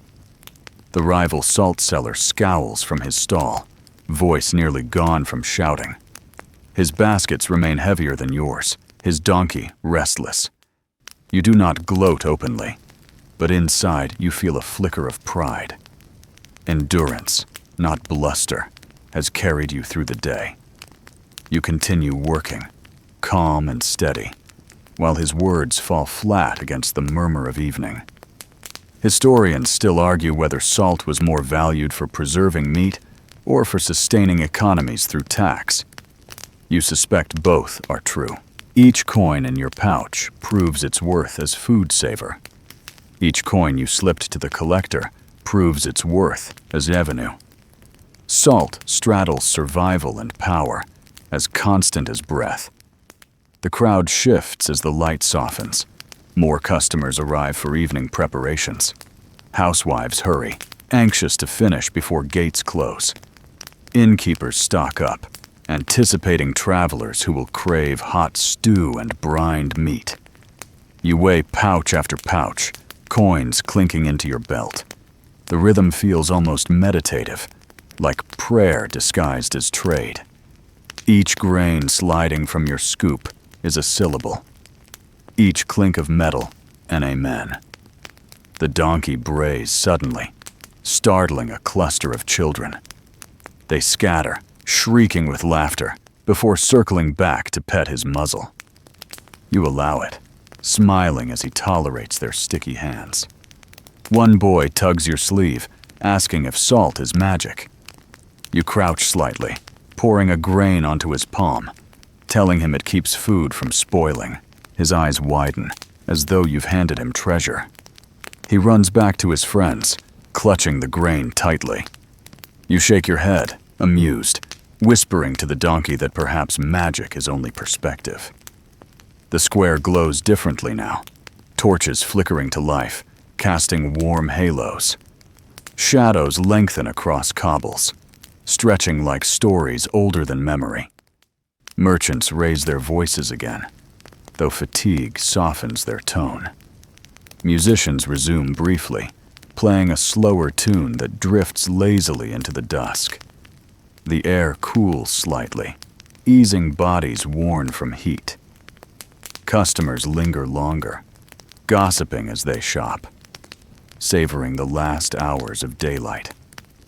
You sell to a brewer who insists salted water improves his ale, to a woman who claims salt cures toothache, and to a cook who says without salt, no feast deserves its name. You smile at each, measure carefully, and tuck away their coins. The repetition lulls you, but also reminds you, necessity never wanes. A quirky belief resurfaces. Some towns once salted fields of conquered enemies, symbolically cursing the land to barrenness. You imagine scattering handfuls across rival stalls, though you keep the thought to yourself. The fig seller laughs when you mutter half of it aloud, telling you curses are wasted on soil already tired. Still, the image lingers. Salt as both sustainer and destroyer, giver and taker. The rival shifts uncomfortably, clearly frustrated by his slow trade. He snaps at his donkey, who brays loudly in protest, attracting more attention than his wares. Customers smirk, some drifting away entirely. You keep your focus steady, not gloating, simply continuing. Endurance remains your shield. Historians still argue whether markets were engines of equality or mirrors of inequality. Watching now, you see both truths layered. Nobles send servants to buy delicacies, while widows clutch tiny coins for a pinch of salt. Yet in this square, everyone brushes shoulders. Everyone breathes the same dust. The marketplace levels and divides in the same moment. The bell tolls again, its echo slower, deeper, marking evening's edge. You glance at your baskets, lighter now, their bottoms nearly visible. Relief stirs within you, though you keep your posture calm. The day has been long, but its end draws nearer. You pat the donkey's flank, thanking him softly. He flicks his ears, eyes half closed, as if already dreaming of shade and rest. The fig seller begins packing her remaining fruit, muttering about supper and sleep. She nods to you, a gesture of solidarity born from shared hours under the same sun. You nod back, grateful. Rivals may come and go, but neighbors endure. The square glows gold now, torches brightening against darkening sky. Customers finish their purchases. Merchants count their coins. Musicians pack away their instruments.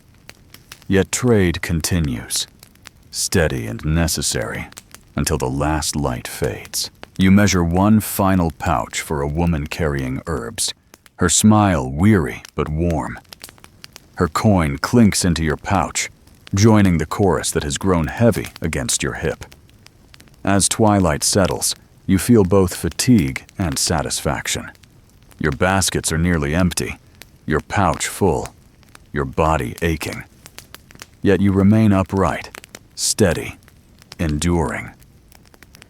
The market hums softer now, its earlier roar quieting into murmurs. You exhale slowly, letting the day's weight ease slightly. And still, salt gleams in your basket, crystals catching torchlight like tiny stars.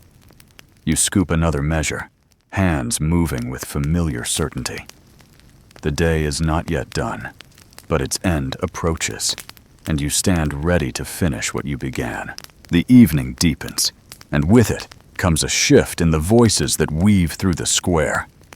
The daytime urgency of bakers, butchers, and innkeepers fades into quieter conversations, carried by farmers and townsfolk who linger, exchanging rumors as naturally as they trade coins.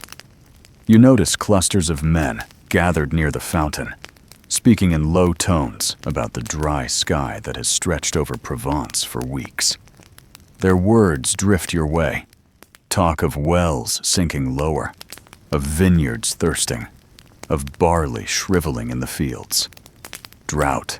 The word slips sharp as flint into the air, and it carries weight heavier than any basket. You lean against your donkey, ears pricking to catch more. One farmer mutters that the river is sluggish, its stones showing like ribs. Another whispers that cattle weaken daily, milk thinning. A woman clutching onions remarks that even olives on the hillsides shrivel early, wrinkling before ripening. Their eyes dart nervously, as if saying the word aloud might summon further dryness. Historians still argue whether these years of scarcity were the result of climate shifts or simply the whims of weather. But for you, the truth presses immediate. Less water means less food, and less food means salt itself will rise in value. Customers begin to approach you with a new sharpness in their gaze. One man, usually careless with coin, haggles fiercely over a small pouch. He mutters that salt is growing dearer each week, that he cannot spare more than 2 coins. You measure carefully, but lighter than before. He accepts, grumbling, but pays. Another woman clutches her purse as if it holds her life. She buys enough to stretch through the next month, muttering she will pickle what little vegetables remain. Her voice trembles, and you feel the dread under her words. The donkey nudges you, perhaps sensing your unease. You scratch his ears, whispering, "Even salt cannot water fields." He huffs in response, shifting his weight as if the world's problems bore him. Still, his steady warmth anchors you. A quirky tidbit slips to mind. In times of famine, some villagers sprinkled extra salt on thin stews, tricking the tongue into thinking the meal more filling.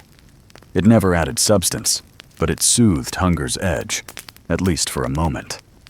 You murmur this thought aloud, and the fig seller nearby sighs. "Illusions cannot feed children," she says. Her remaining fruit, shriveled and dark, prove her point. She sells little now, most people too wary to spend coins on sweetness when necessity demands salt and bread. The rival seller seizes the mood, raising his voice to boast that his salt is cheaper, that he understands hardship better. Yet his words ring hollow. Customers glance at his baskets, then drift away. Perhaps desperation smells too sharp. You continue steadily, not shouting, only weighing carefully, letting fairness speak louder than price. People come to you, coins clinking reluctantly, their eyes watchful. Fear sharpens trust. Historians still argue whether scarcity inflated salt's worth, or whether the crown's taxes drove its price higher. Watching these exchanges, you know both matter. But hunger decides more swiftly than policy. Drought tightens every throat, and salt becomes not only necessity, but leverage. You wonder briefly whether you should raise your price tomorrow. Then you look at the widow who leaves with her small pouch, and you shake your head. Survival is trade enough. The bell tolls again, its voice echoing across rooftops. The crowd stirs, anxious to finish before night. Yet the murmurs of drought persist, carried on every tongue. One man insists rain will come, that storms always follow silence. Another argues that the sky has forgotten Provence. Children tug at sleeves, asking why wells grow shallow. No answer satisfies.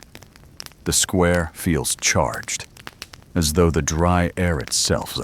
The donkey brays suddenly, breaking the tension, startling a few nearby. You grin, patting his neck. "See, even he argues for rain," you joke. Laughter ripples faintly, easing nerves. Humor cannot fill barrels, but it eases the waiting. You repeat quietly to yourself, laughter is another kind of preservation. You sell again, steady, cautious, deliberate. Coins slide into your pouch, heavier with each hour, though each clink feels less reassuring than before. What good are coins if fields fail? You remind yourself that salt endures, and so do those who carry it. Grain spoils, figs rot, rivers dry, but salt persists. Perhaps that is comfort, perhaps cruelty. The fig seller closes her stall early, fruit too wilted to tempt. She waves tiredly, muttering that tomorrow may bring cooler winds. You nod, watching her disappear into the crowd. The rival remains, scowling, his basket still heavy. You keep your focus steady, not gloating, only enduring. A pilgrim lingers at your stall, buying another pinch.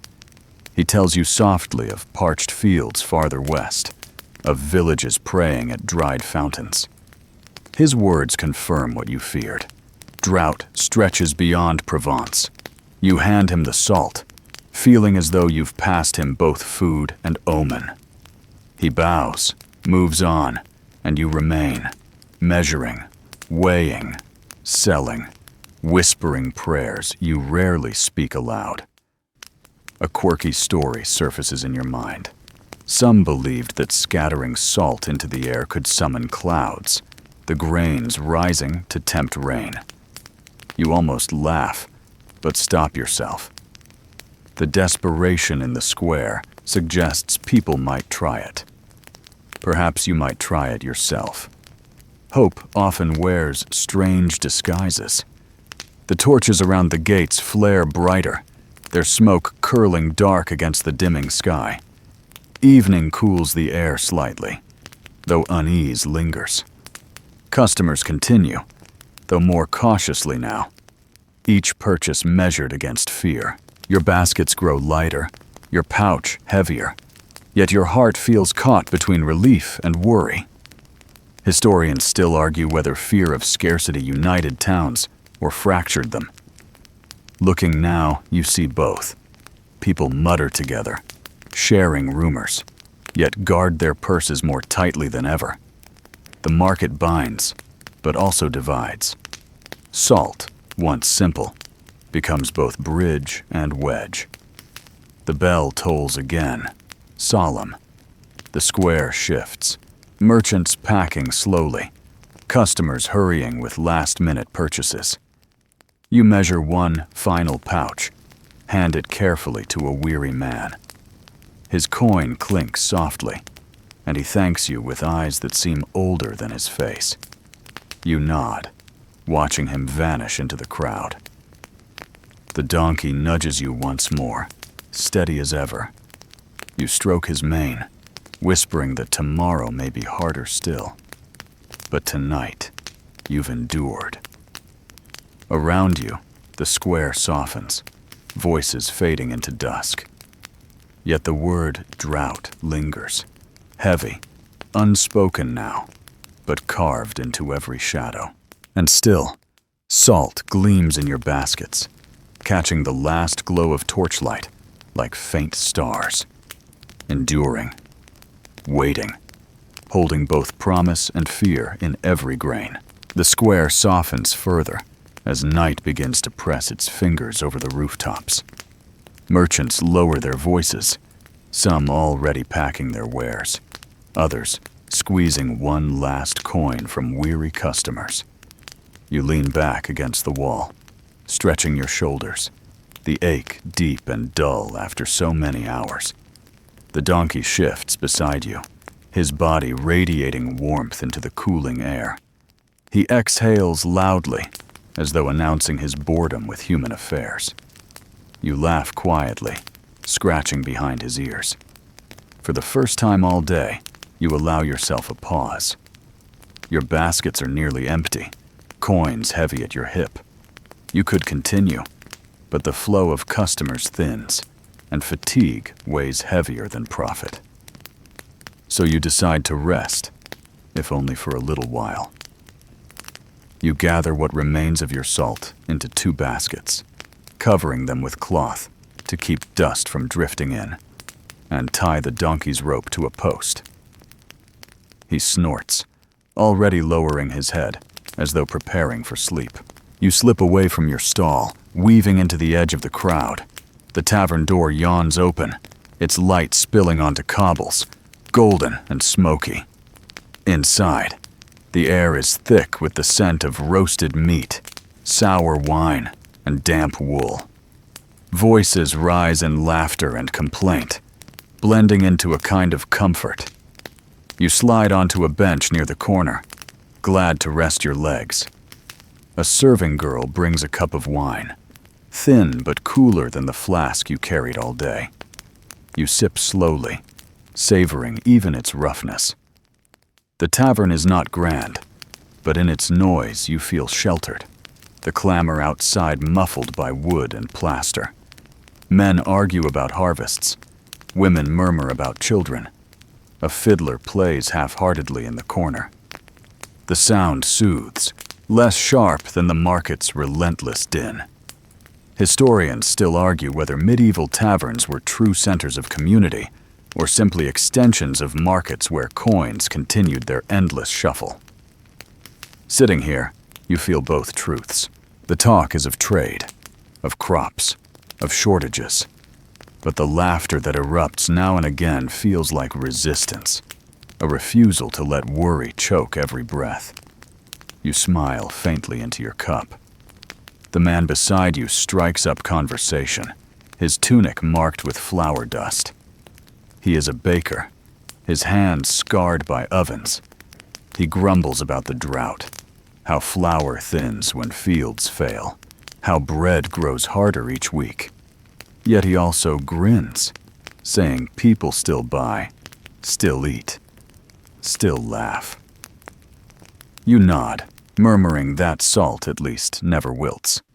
He chuckles, clinking his cup against yours, and replies that without salt, even the best bread tastes like dust. A quirky tidbit drifts into memory. Some old sayings warned that a household without salt was cursed, doomed to sorrow. You mention this to the baker, who laughs loudly, insisting he will never risk such doom. He gestures toward his cup, muttering that he sprinkles salt even in his wine. Though you suspect, he jests. Still, the thought lingers. Perhaps salt has always been more than survival. Perhaps it is charm, protection, identity. The fiddler shifts into a livelier tune, drawing a few men into stomping dances. The floor shakes under their boots, dust rising from cracks between boards. The tavern glows with firelight, shadows leaping across faces. For a moment, you forget the weight of baskets, the scowl of collectors, the mutters of drought. The world shrinks to a corner bench, a cup of rough wine, a donkey tied outside, waiting patiently. Historians still argue whether peasants carried more fear or more resilience in their daily lives. Sitting here, you see resilience more clearly. Fear lingers, yes, but laughter rises louder, stubborn as weeds through stone. The baker slaps the table, shouting a joke you barely catch, and others roar in reply. You smile, drained but content to share their warmth. You sip again, letting the wine trickle slowly. Its thinness no longer matters.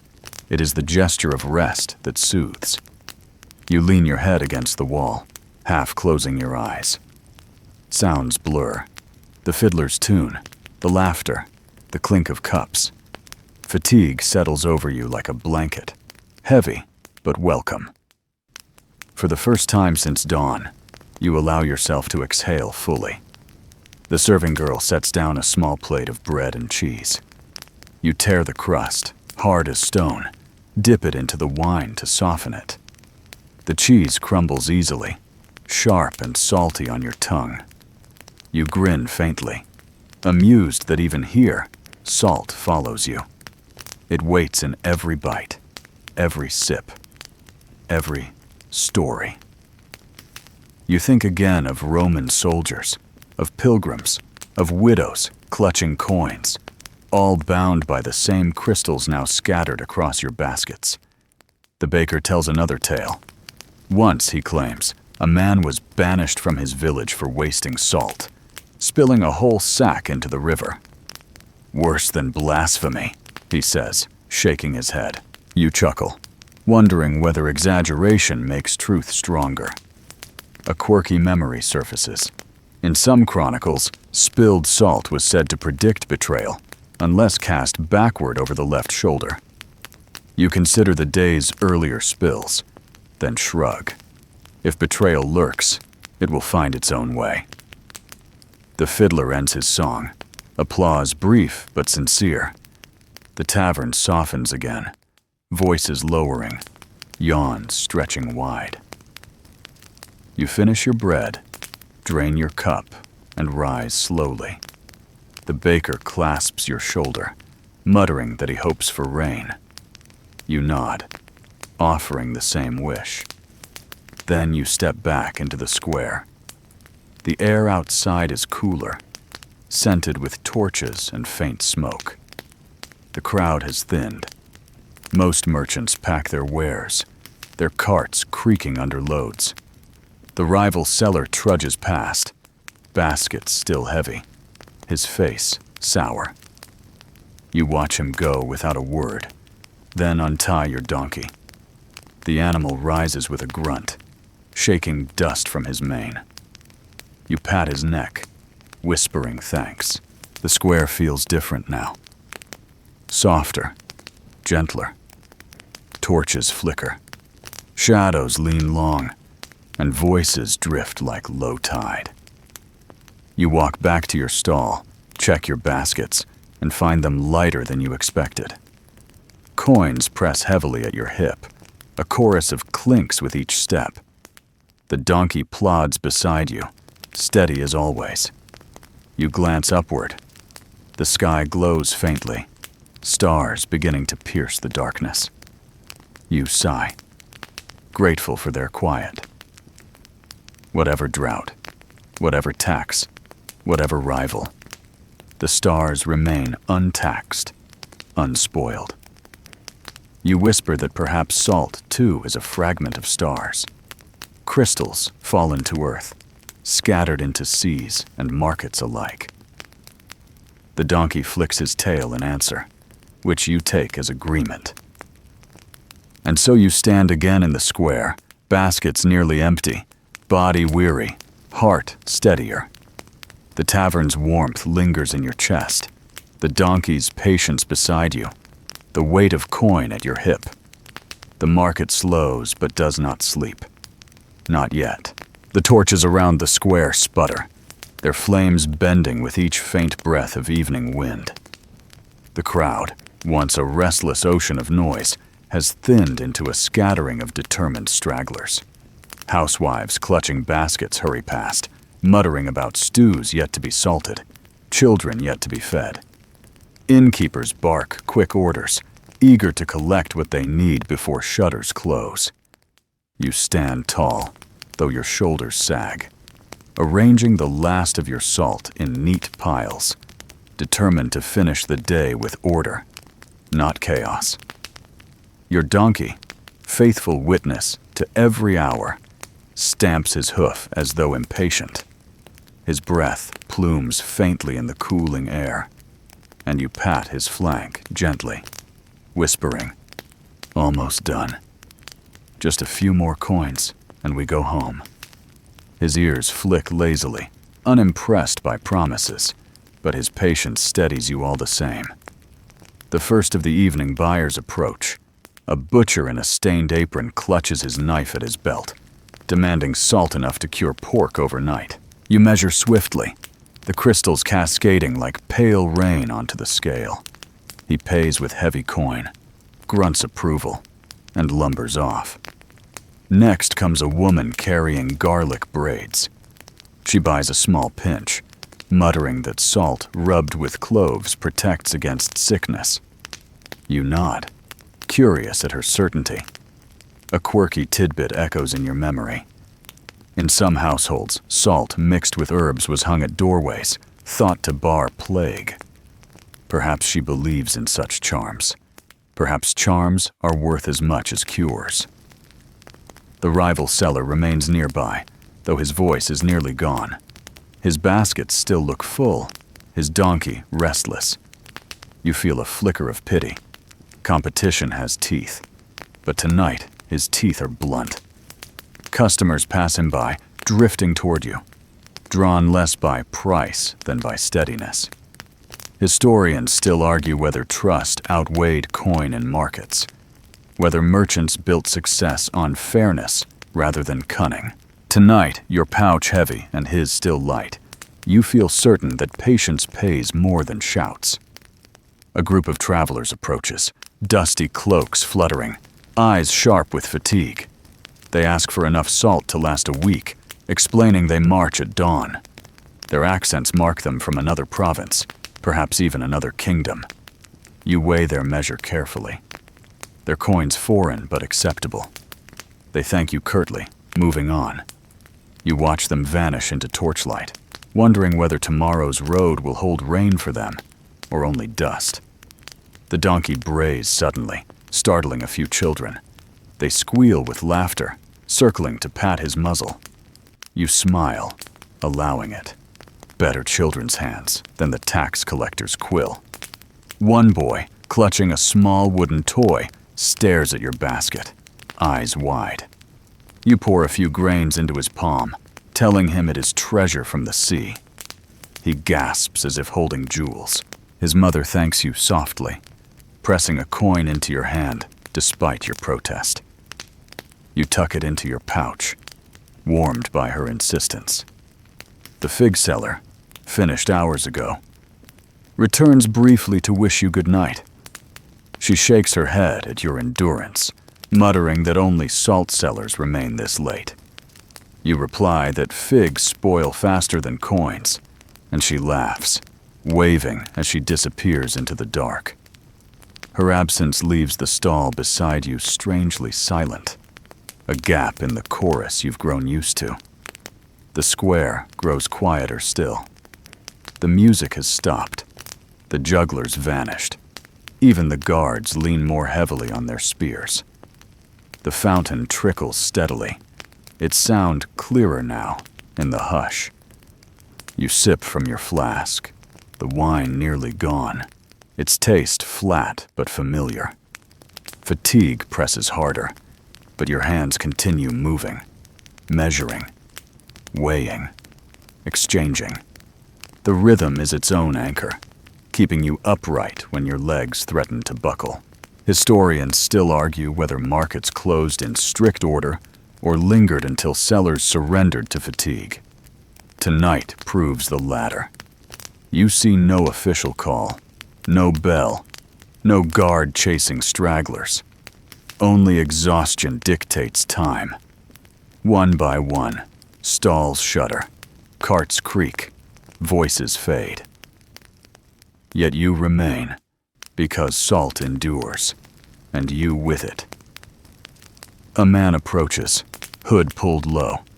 His voice is rough, asking for a large measure. You glance at his coin. Dull, scratched, but sufficient. You weigh the salt carefully, hand it over, and he vanishes swiftly into shadow. You shrug off the unease. Night draws different customers, and some questions are better left unasked. The donkey shifts again, clearly weary. You stroke his mane, whispering apologies. Soon, you promise. Just a little longer. He exhales heavily, a sigh as eloquent as any man's complaint. You grin faintly, though your bones ache, your feet throb.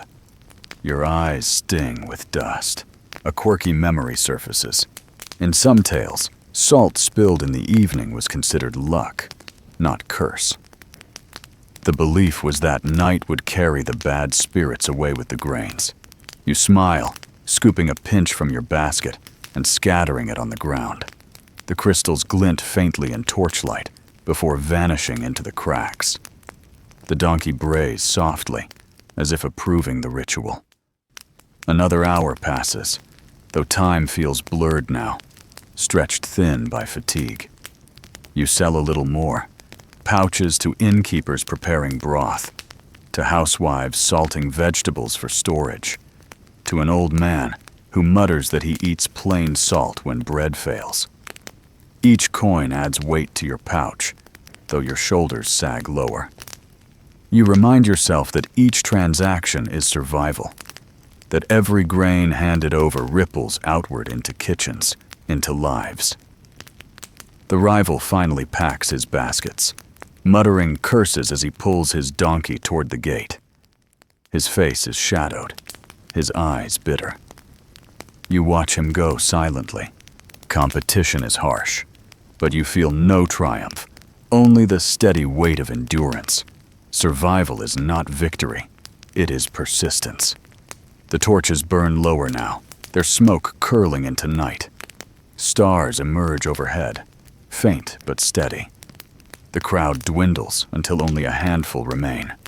You gather your last sails, your baskets nearly empty. Relief stirs within you, though exhaustion buries it quickly. The bell tolls once more, soft and solemn, announcing night's final claim. You glance at your pouch, heavy, full, proof of a long day.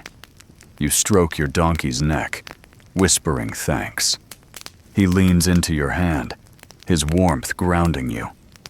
The square, once a tempest of noise, now lies quiet, its cobbles littered with stray crumbs, wilted leaves, and the faint sparkle of spilled salt.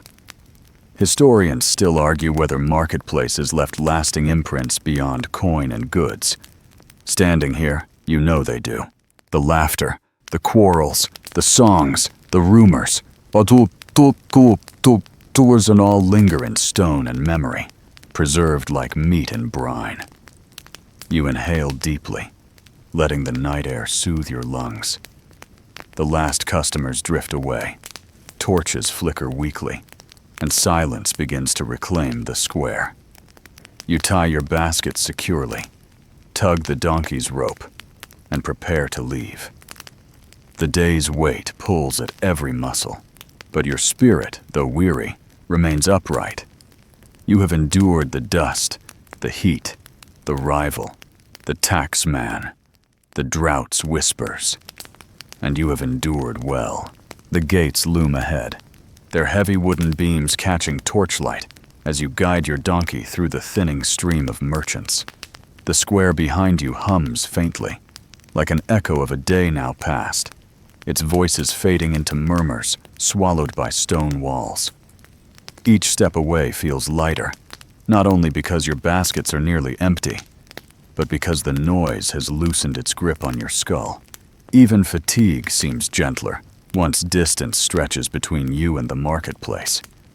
The donkey plods steadily, hooves striking rhythm against cobbles. His breath rises in soft clouds now that the air has cooled.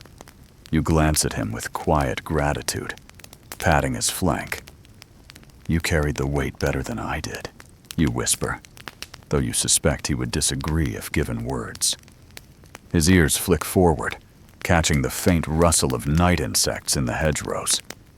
Beyond the gates, the road opens wide, shadows stretching long under a sky scattered with stars. You adjust your belt, the pouch of coins pressing heavily at your hip. Its clink comforts you, proof that the day's burdens yielded fruit. Yet alongside relief comes unease. Each coin carries the memory of a taxman's gaze, of drought whispered in the crowd, of rivals shouting themselves hoarse. Wealth feels fragile, like sand cupped in a hand, each grain threatening to slip through gaps beyond your control. Still, survival tonight means bread tomorrow, and that is enough. Historians still argue whether late medieval merchants traveled home in groups for safety or trudged alone through the dark. Tonight, you see both truths. Some carts creak ahead, wheels groaning as oxen pull loads toward farmsteads. Others march singly, shadows melting quickly into hedges. You choose neither haste nor solitude, remaining at the edge of the caravan yet apart, close enough to hear others' wheels, but far enough to keep your thoughts quiet. The road itself is uneven, stones slick with dust that never quite settles. Your sandals slip occasionally, and you mutter at the donkey to keep steady pace.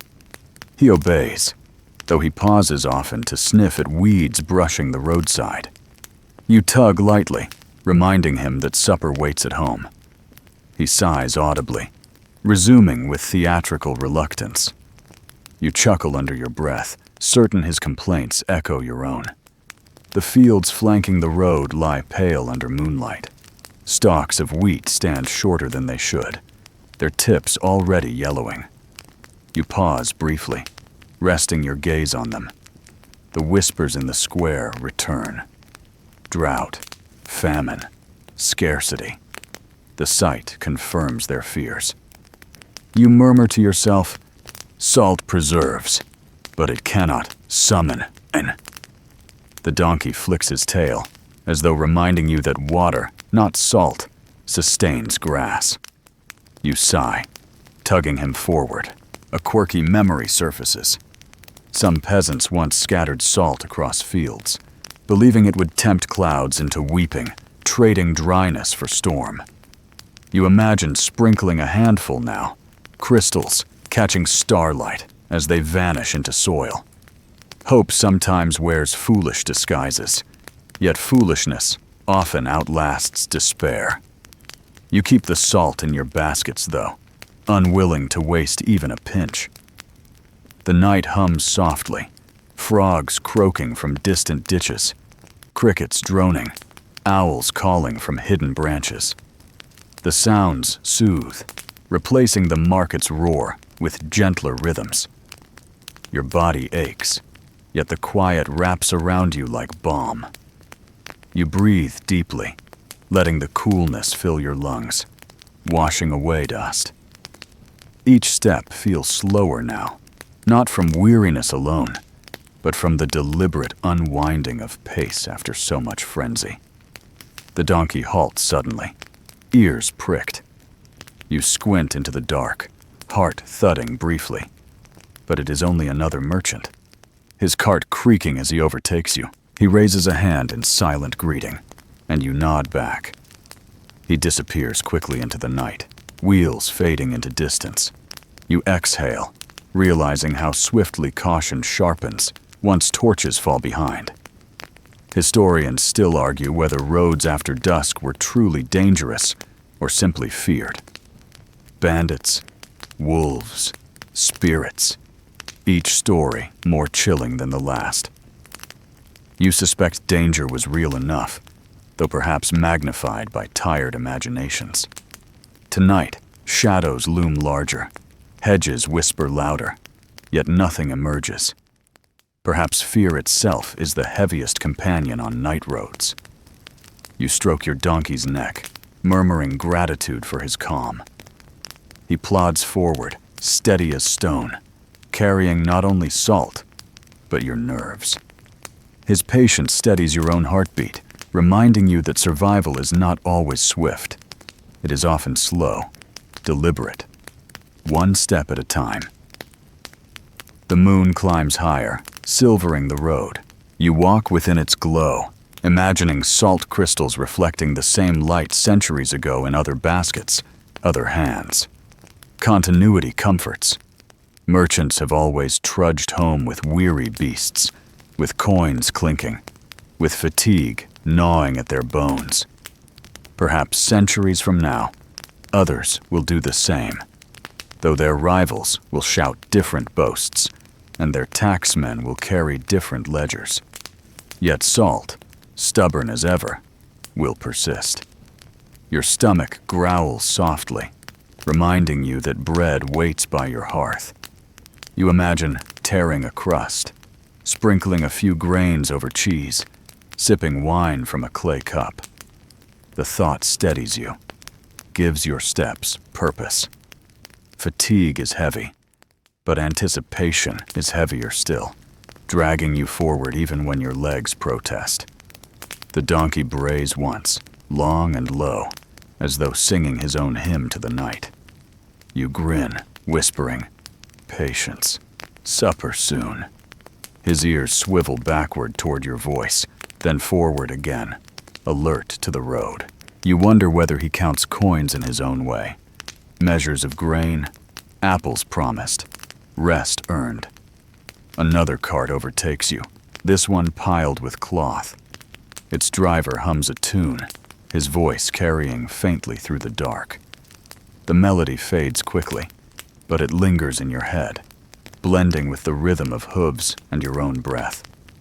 For a moment, you feel less alone, carried by song as much as by stride. The fields grow quieter as distance widens from town. Only the occasional bark of a dog echoes from faraway cottages.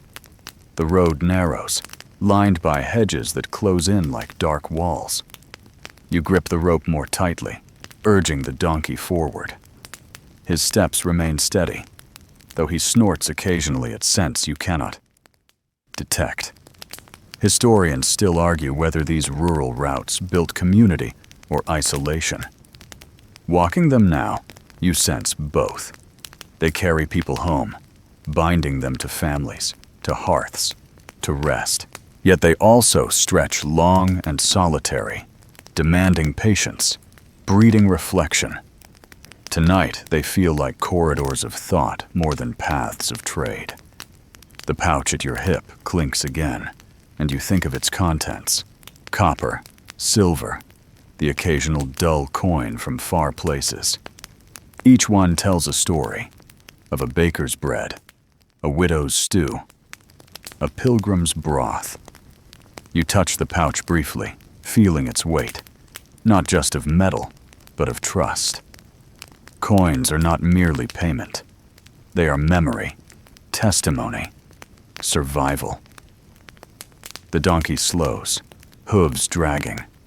You tug gently, encouraging him on. He obeys, though his sigh echoes yours. Both of you crave rest. The road bends now, familiar trees marking the approach to home. Relief flickers faintly, though you remain cautious. Journeys do not end until the door closes.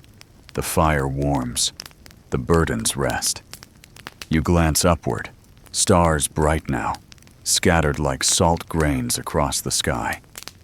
You whisper softly, "The heavens carry their own baskets." And the donkey ignores your poetry, tugging toward the lane that leads home. You follow, body aching, heart steady, steps slow but certain. The road narrows further, lined by stone walls.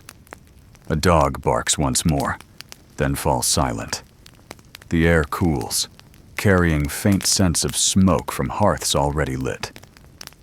You breathe deeply, letting it guide you the last stretch. At last you see the outline of your cottage. Relief washes over you, loosening the knot of fatigue in your chest.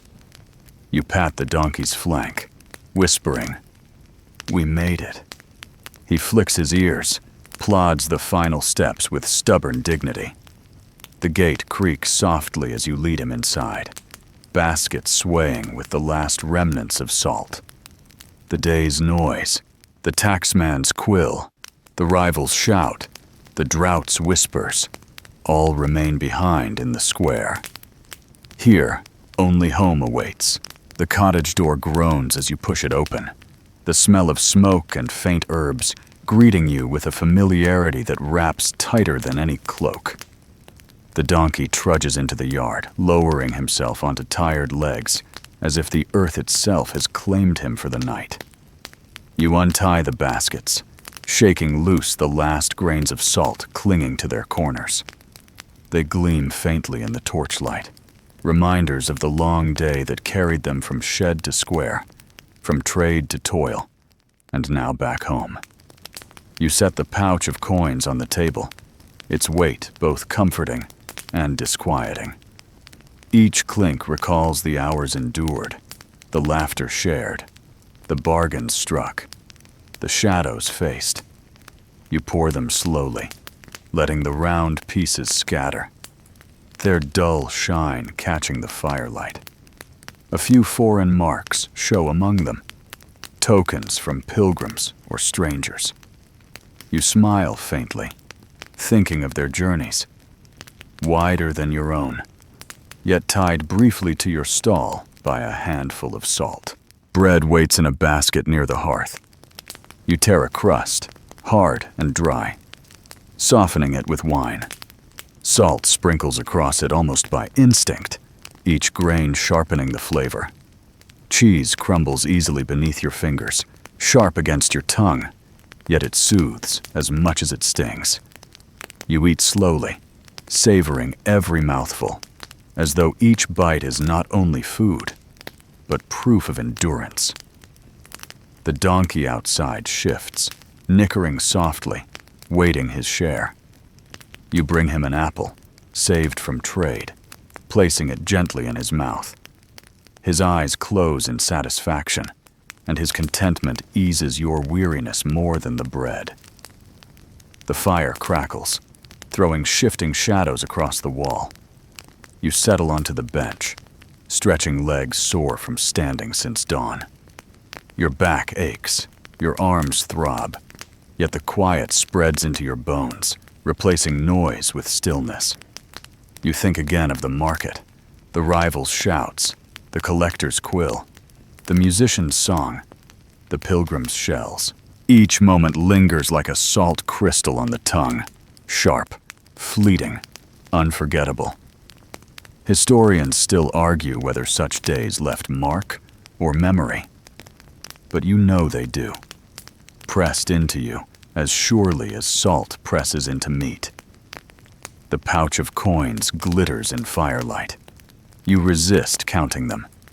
Numbers can wait until morning. Tonight, it is enough to feel their weight, to know the day did not break you. The drought's whisper still lingers, but the salt endures, and so do you. You glance at the window, where stars scatter like spilled crystals, eternal and untaxed. You sigh softly, whispering, "Another day finished." The donkey answers with a low bray, as if agreeing.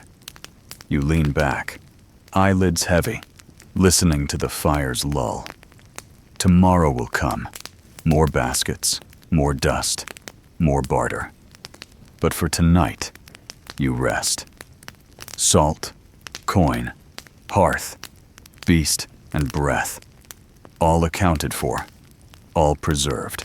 The world outside may dry, may fracture, may hunger, but within these walls, at least for a night, you are whole. Now the pace softens, the fire dimming into a gentle glow that wavers like a lantern in a quiet dream.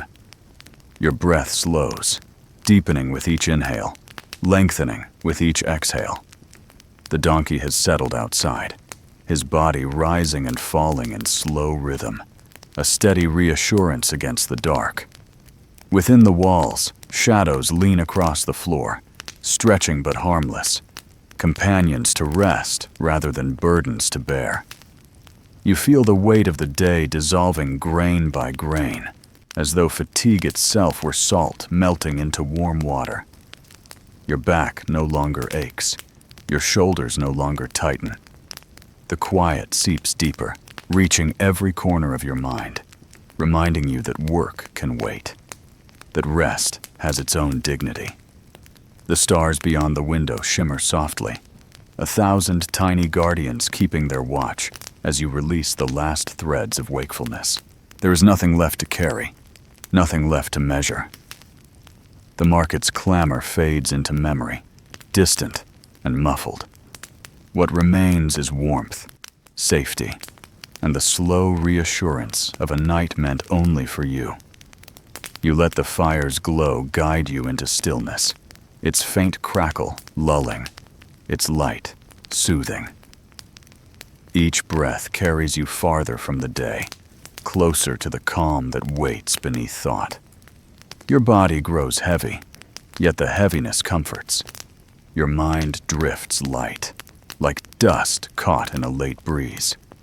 The world narrows gently, the sound of your own breathing, the hum of night outside, the whisper of silence gathering like a soft blanket. You let yourself surrender, grain by grain, moment by moment, until even thought grows quiet. The fire sighs one last time, the stars hold steady, and sleep arrives without hurry, without demand, only kindness.